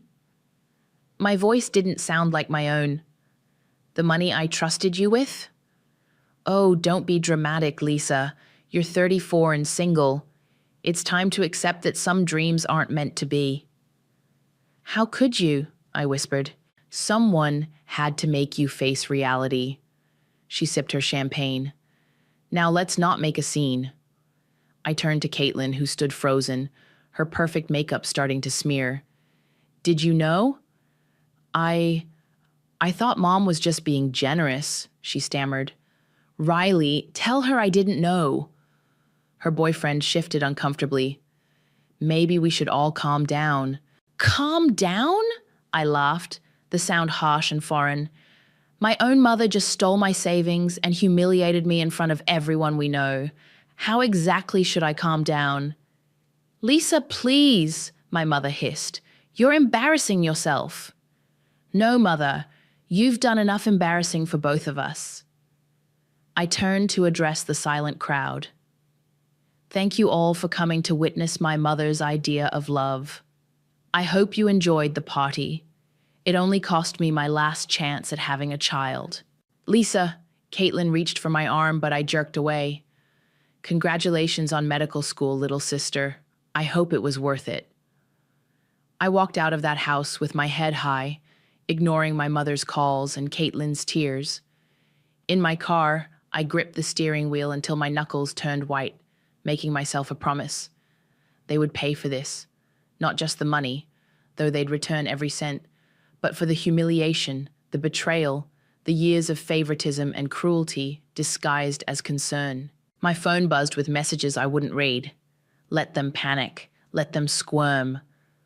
I was done being the family disappointment, done being the cautionary tale at parties, done being their victim. They'd learn soon enough. The daughter they'd written off as hopeless was about to become their worst nightmare. 3 months after the party, I lived in a different apartment, had a new phone number, and spoke to exactly 2 people outside of work, Omar and Talia. "You're becoming a ghost," Omar said, sliding a coffee across my desk. "When's the last time you went out?" I barely looked up from my patient files.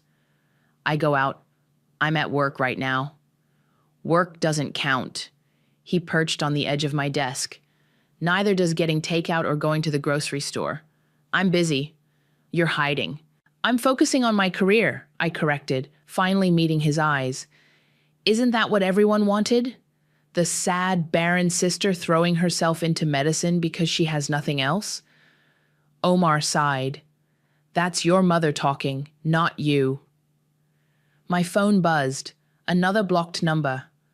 Probably Caitlin. I declined without looking. "That's the 3rd call today," Talia noted from the doorway. She walked in carrying lab results. "Your sister's persistent, I'll give her that. She can persist all she wants. I'm done." "Lisa," Omar started. "Don't." I stood up, needing to move. "You didn't see their faces that night. My mother actually smiled while she told everyone she'd stolen my money." Smiled. "We're not defending them," Talia said quietly, "but you're letting them win by becoming this shell." A memory flashed. Me at 12, winning the science fair. Mother barely glanced at my project before rushing to help 8-year-old Caitlin tie her shoes for ballet class. "You're so independent, Lisa," she'd said. "Caitlin needs me more." I shook off the memory. "I have a patient waiting." "Wait." Omar blocked my path. "Remember Mrs. Rodriguez last month? The one everyone said was hopeless? The one who's now expecting twins. What about her? You fought for her when no one else would. You didn't give up, didn't let statistics or other doctors' opinions stop you. That's the real Lisa, the fighter, not this person who's letting anger eat her alive." I grabbed my lab coat. "This isn't about giving up. It's about cutting out poison." "Your sister left you another voicemail," Talia called as I reached the door. "She's crying in this one. Says she tried to pay you back, but you won't accept her money because it's not about the money anymore." I turned back. It's about consequences. They've never faced any. Not for the favoritism, not for the constant put-downs, not for any of it. Well, now they will. Omar's face softened. "They'll need you one day, you know. And when that day comes, you'll have to decide who you want to be." I already know who I am.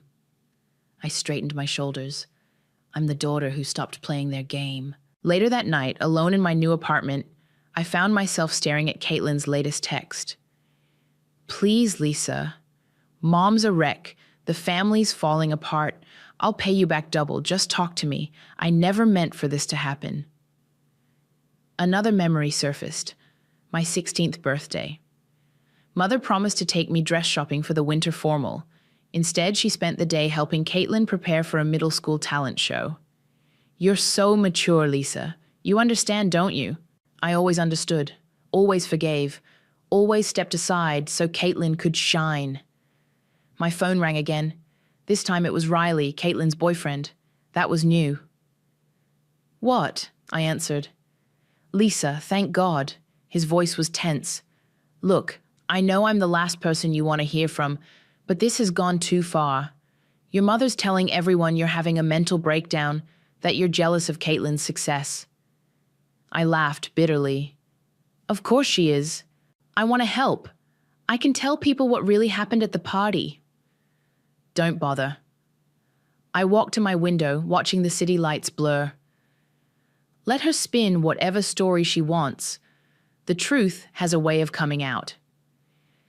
"Caitlin's starting her rotation at your hospital next month," he said quietly. "She's terrified of running into you." Good. I ended the call. My phone buzzed again immediately. A text from Omar. Dinner tomorrow, no excuses, you need friends more than ever. I started to decline, then stopped. Maybe they were right about one thing. I was letting anger change me. But maybe that wasn't entirely bad. The old Lisa was a doormat, always putting everyone else first. The new Lisa, she was done being anyone's victim. I texted back, "Fine, but we're not discussing my family." Omar's response came quickly. "Deal. But remember what I said. They'll need you someday. And that day is coming sooner than you think." I put my phone away, not knowing then how right he was or how that prediction would change everything. "Dr. Wright?" The research board chairman smiled. "Congratulations. Your grant proposal has been approved." 6 months after the party, I stood in a conference room accepting a $250,000 research grant. Sweet vindication. "Your work on improving IVF success rates in older patients is groundbreaking," he continued. "We expect great things." I clutched the approval letter, thinking of all the women I could help, women like me who'd been told to give up. Talia was waiting outside. "Well?" I held up the letter. She squealed and hugged me. "We need to celebrate. Omar's buying drinks tonight." "I can't." I checked my watch. "I have 3 consultations this afternoon." "Actually," Talia bit her lip, "you might want to reschedule. Caitlin started her rotation today. She's been asking around about your schedule." My victory high deflated. "Let her ask. This is my department." "There's more." Talia lowered her voice. "The nurses are talking. Apparently, she messed up basic procedures twice this morning, nearly administered the wrong medication to a patient." "Not my problem." "Lisa!"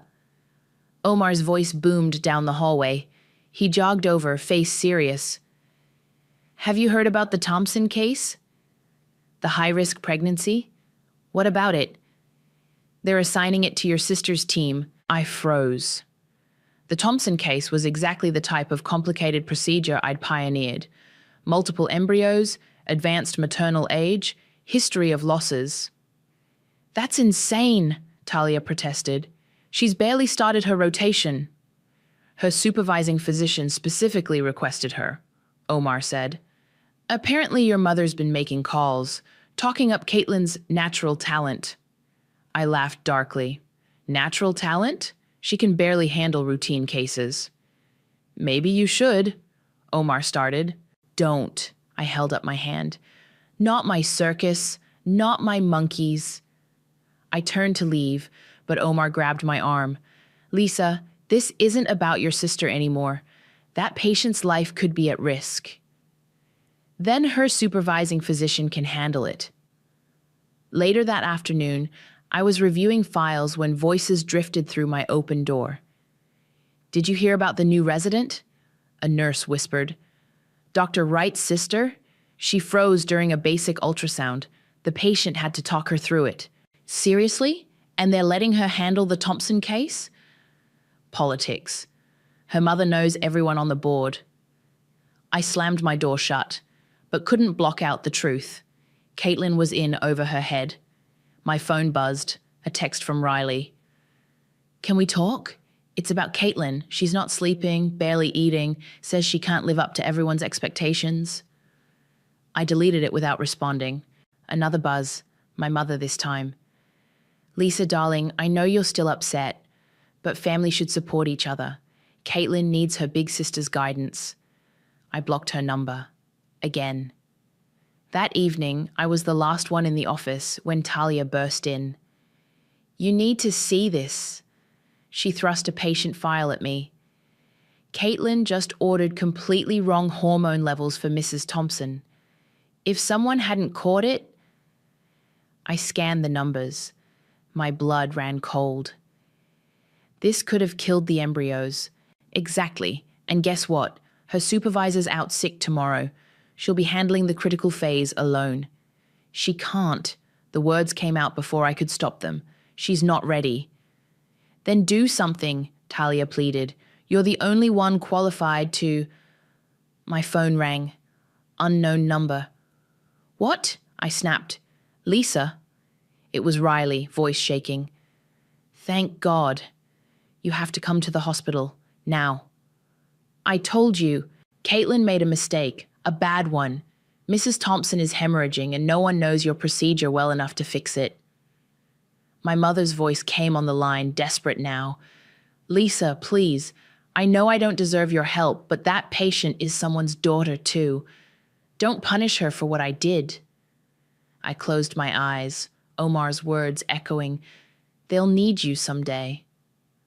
I'll be there in 15 minutes, I said coldly. But this isn't free.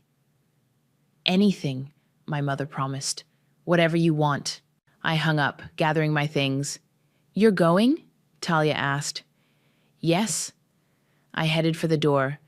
But this time I'm setting the terms. What are you going to do? I thought of my mother's cruel smile at the party, of Caitlin's silence, of all the years of being second best. I'm going to save that patient, I said, and then I'm going to make them pay. Every last cent, every last humiliation, with interest. The hospital corridors felt different at night, emptier, colder, perfect for what I was about to do. I found them in the staff lounge, my mother pacing, Caitlin curled into a chair, mascara streaking her cheeks. Riley stood by the window, looking lost. Lisa! My mother rushed forward. I stepped back. Don't touch me. Where's the patient? Being prepped for emergency surgery, Riley said. The bleeding's getting worse. Show me the charts. I held out my hand. Caitlin fumbled with her tablet, nearly dropping it. I don't know what happened, she whispered. I followed the protocol, but... No, you didn't. I scrolled through her notes. You skipped 3 critical steps and miscalculated the dosage. Did you even read my research paper on this procedure? I meant to... Of course you did. I handed back the tablet. Just like you meant to tell me about the party. Like you meant to stop Mother from humiliating me. Please, my mother interrupted. This isn't the time. Actually, it's exactly the time. I pulled out my phone, opened the voice recorder. Before I step into that operating room, we're going to make a few things clear. Lisa, that patient is dying, Caitlin sobbed. And whose fault is that? I met her eyes. You wanted to play doctor without doing the work. Mother wanted to buy you a shortcut to success. Well, here's what success looks like at 2 a.m. when you're in over your head. What do you want? My mother's voice was small. First, you're both going to admit on record exactly what happened to my money, every detail. You can't be serious. Second, I continued, you'll sign a statement I've prepared, acknowledging the theft and agreeing to repay the full amount plus interest.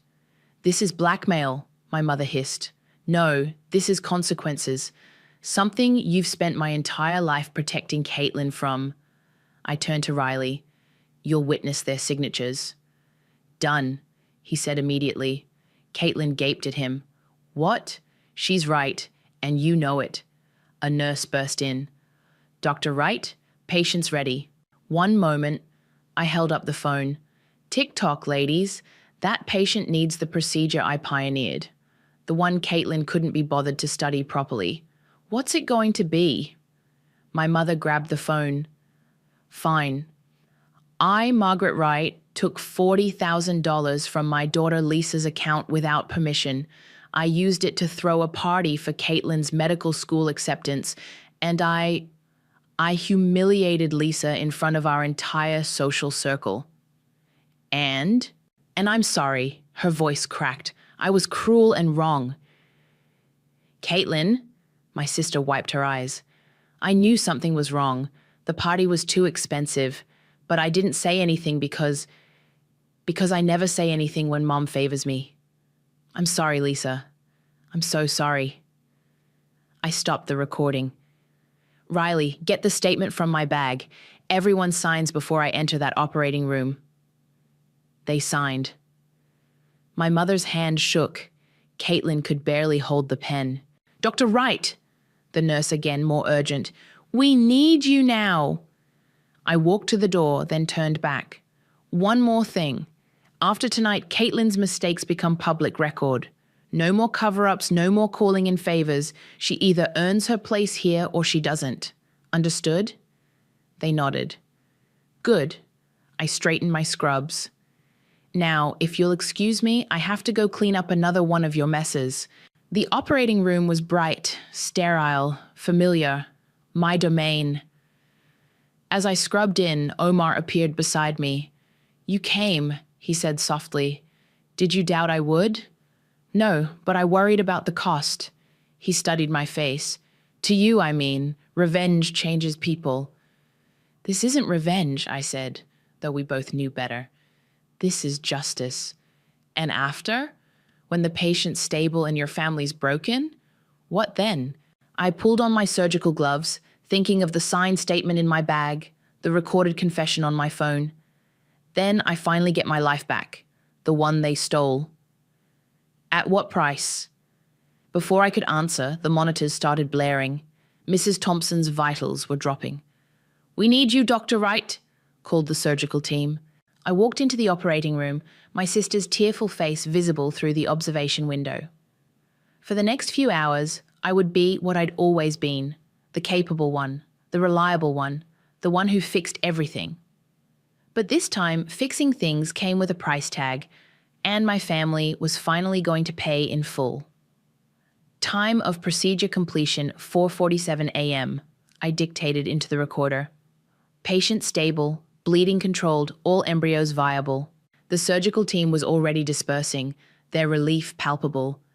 6 hours of intense concentration had paid off. Mrs. Thompson and her babies would survive. Dr. Wright? A nurse touched my arm. Administrator Truman is waiting in his office. He wants to see you and your sister immediately. Of course he did. I'd made sure every deviation from protocol was meticulously documented. I found Caitlin slumped outside Truman's office, still in her scrubs. She jumped up when she saw me.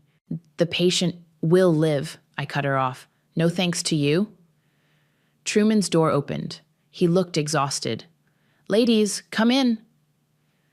My mother tried to follow, but he blocked her path. Family members wait outside, Dr. Wright's mother or not. She retreated, shooting me a pleading look I ignored. Inside, Omar was already seated. Hospital protocol required a senior physician present for disciplinary meetings. Let's cut to the chase, Truman said, settling behind his desk.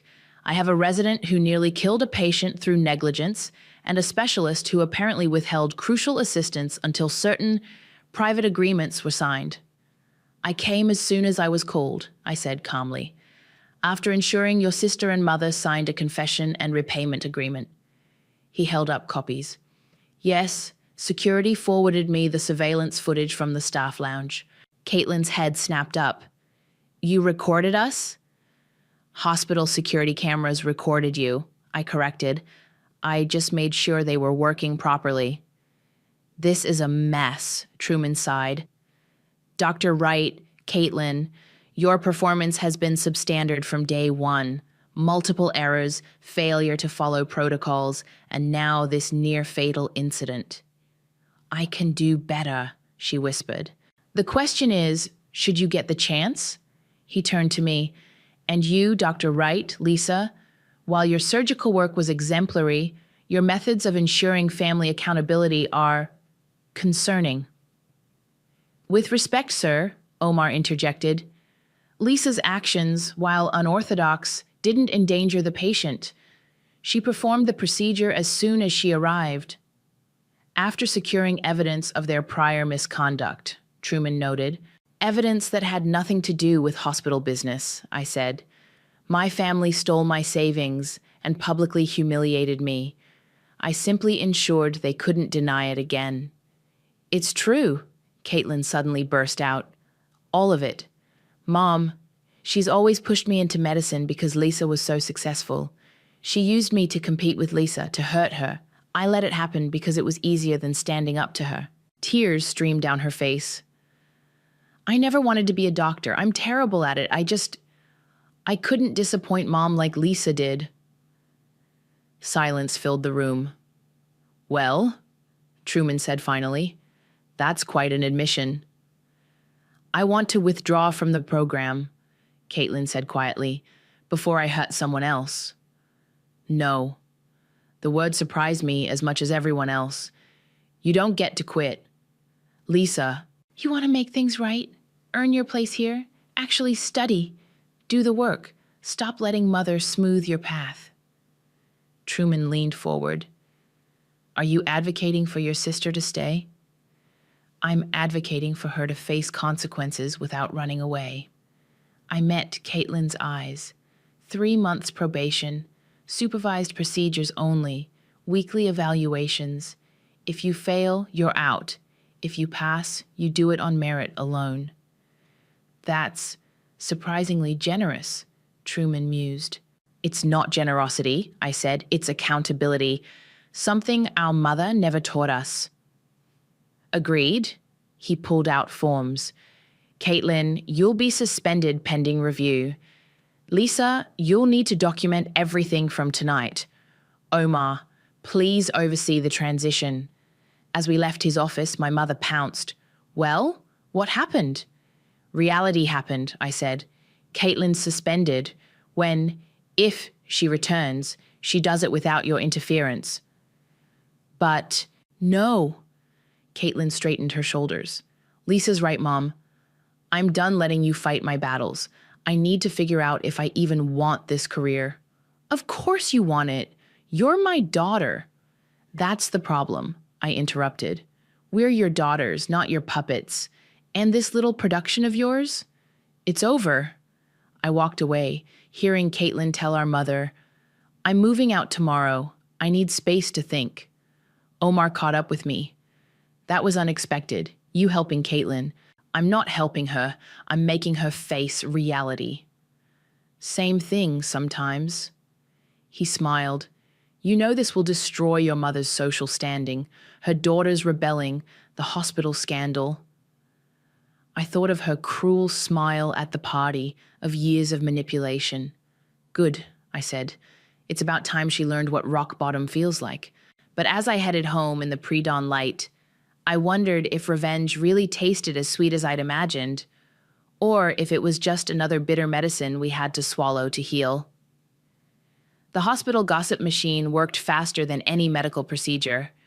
By noon, everyone knew about Caitlin's suspension and my mother's increasingly desperate damage control attempts. She's telling people you manipulated the situation, Talia reported, dropping a stack of files on my desk.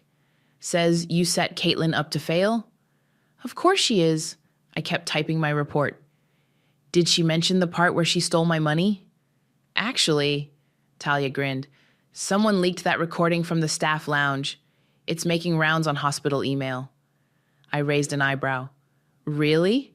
How unfortunate for her. Lisa, my mother's voice carried down the hallway. She burst into my office, designer handbag swinging. What have you done? I'm working, Mother. Unlike you, I actually earned my place here. The hospital board is asking questions. Our friends are calling. Your sister's reputation is exactly what she earned. I finally looked up. Just like yours. I'm trying to protect this family. No, you're trying to protect your image. I stood. And it's not working anymore. My phone buzzed. A text from Riley. Caitlin's moving in with me. She's telling everyone the truth about what happened. Your mother's furious. The Thompson family is threatening to sue, my mother hissed. Do you know what that would do to us? Us? I laughed. There is no us. There's you, desperately trying to spin this. There's Caitlin, finally growing a spine. And there's me, watching karma do its work. Dr. Wright? A nurse appeared at my door. Mrs. Thompson is asking to speak with you. My mother grabbed my arm. Fix this, please, I'll do anything. I shook her off. You already did everything. That's the problem. Mrs. Thompson was sitting up in bed. Color returned to her cheeks. Her husband stood protectively nearby. Dr. Wright, she said warmly, we wanted to thank you for saving our babies. I was just doing my job. No, Mr. Thompson interrupted. We heard what happened, how the other Dr. Wright, your sister, made mistakes, how you came in despite. personal issues. We're not suing, Mrs. Thompson added, but we are filing a formal report about the initial care we received. The truth needs to be known. I nodded. I understand. Back in my office, I found Omar waiting. Your mother's giving interviews, he said, claiming you're unstable, jealous of Caitlin's success, says you've been bitter since failing to conceive. Perfect. I pulled out my phone, opened my email. Time for my statement. Lisa, dear family and friends, I read aloud as I typed.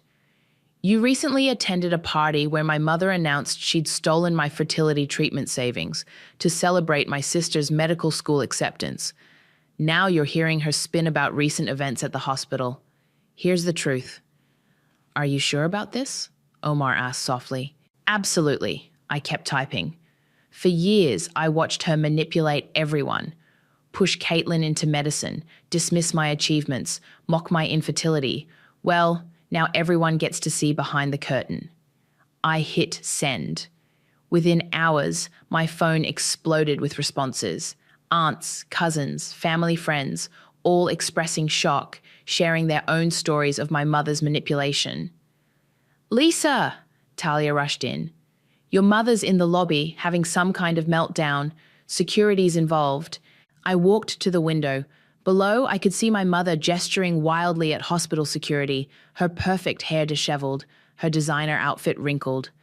My phone rang. Caitlin. Did you see Mom? She asked. I'm watching now.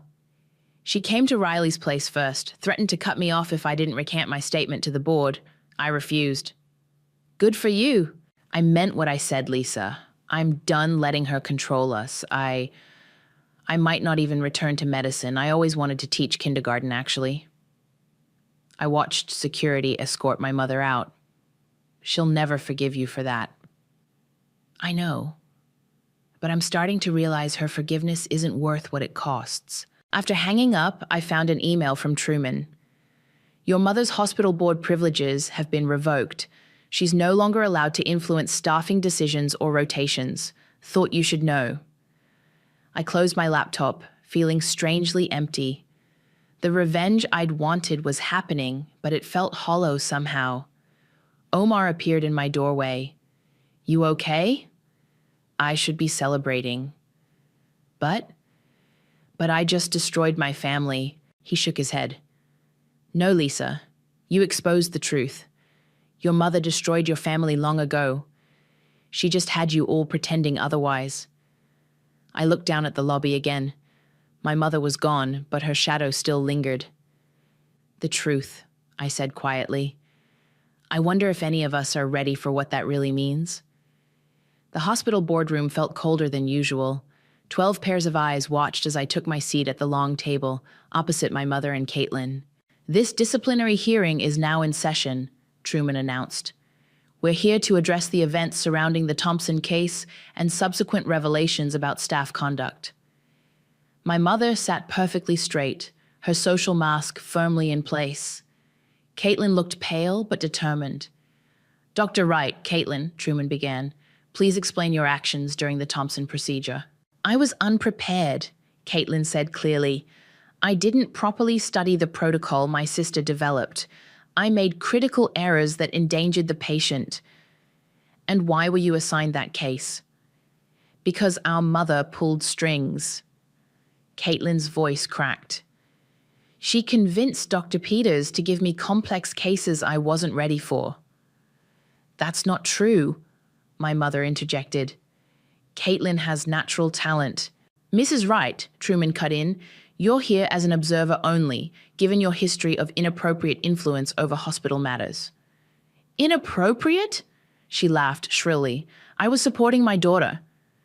You were endangering patients, I said quietly.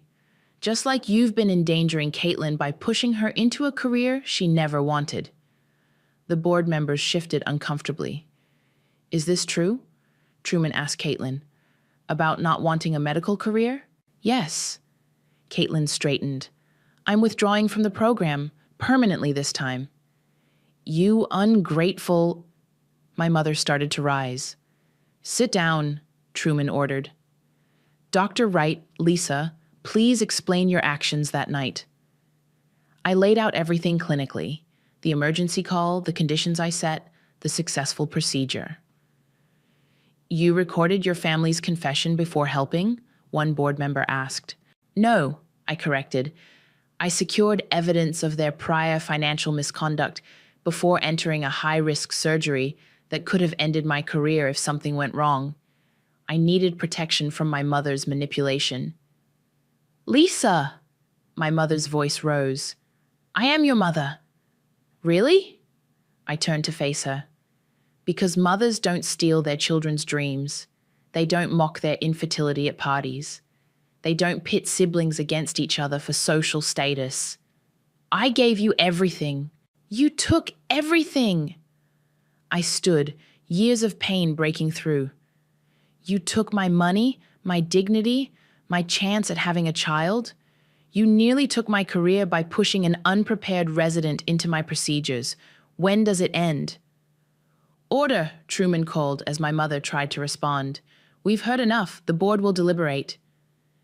The next hour passed in tense silence. When we were called back in, Truman looked grave. We've reached several decisions. First, Caitlin Wright's resignation is accepted. Her medical license will be suspended pending review. Caitlin nodded, relief visible on her face. Second, Margaret Wright is permanently barred from any involvement in hospital operations or staffing. Your board position is terminated. My mother gasped. Third, he turned to me, while your surgical decisions were sound, Dr. Wright, your methods of securing justice were unorthodox. However, given the circumstances and your exemplary record, no disciplinary action will be taken. This is outrageous, my mother stood. I'll go to the media. Your what? I asked tiredly. Tell them how you stole my IVF money? How you endangered patients for social status? How you drove both your daughters away? She deflated suddenly, aging years before my eyes. I just wanted, she whispered. What you wanted doesn't matter anymore, Caitlin said, standing. I'm going to teach kindergarten. Lisa's going to keep saving lives. And you're going to leave us both alone. As the board filed out, my mother made one last attempt. Lisa, please. I'm still your mother. This is still your family. I thought of the party, of her cruel smile, of years of manipulation. No, I said quietly. Family doesn't destroy each other. You get what you give, Mother, and you gave us nothing but pain. Outside the boardroom, Caitlin caught my arm. Thank you, she said, for showing me the truth, for making me face it. What will you do now? Riley's helping me apply to teaching programs. She smiled tentatively. I might actually be happy. Good. Lisa, she hesitated. The money? I know Mom signed that agreement, but I want to help repay you. It might take time, but keep it, I surprised myself saying. Use it to build your new life. That's a better revenge than anything I planned.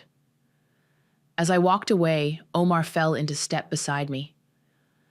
So, he said, was it worth it? I watched my mother leave alone, her designer handbag clutched like armor, her social empire in ruins. Ask me tomorrow, I said. Right now, I have patients waiting, real work to do.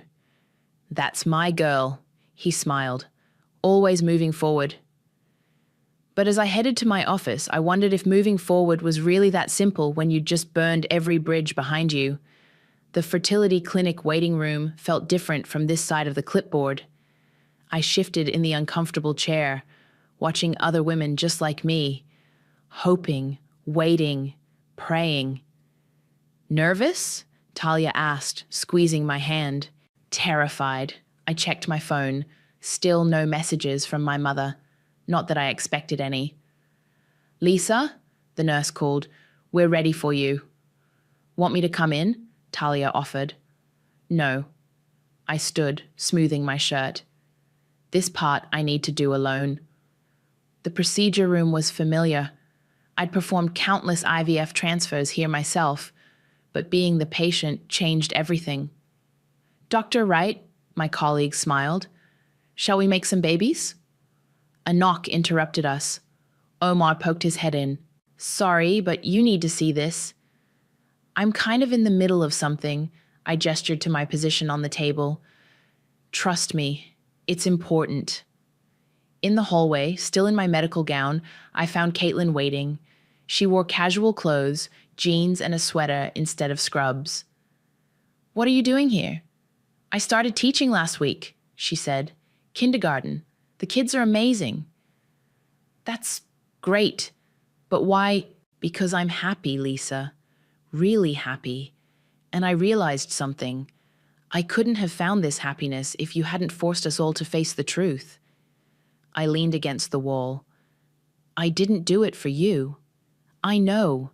You did it for justice, for revenge. She pulled out an envelope. But whatever your reasons, you set me free. So here. Inside was a cashier's check for $40,000. Caitlin, it's my half of your money. I sold my car and emptied my savings. Mom can pay her half whenever she wants, but I needed to make this right. I told you to keep it. And I'm choosing not to. She smiled. A real smile, not our mother's social mask. Use it for this. She gestured at my medical gown. Create the family you deserve. My eyes stung. I don't know if it will work. Then try again and again, but do it knowing you're not alone anymore. Omar cleared his throat. Speaking of not alone, Riley appeared, leading our mother. She looked smaller somehow, less polished. What is this? I demanded. An intervention, Riley said. Of sorts. My mother stepped forward. I sold my jewelry and the country club membership. It's not quite enough yet, but... She held out another envelope.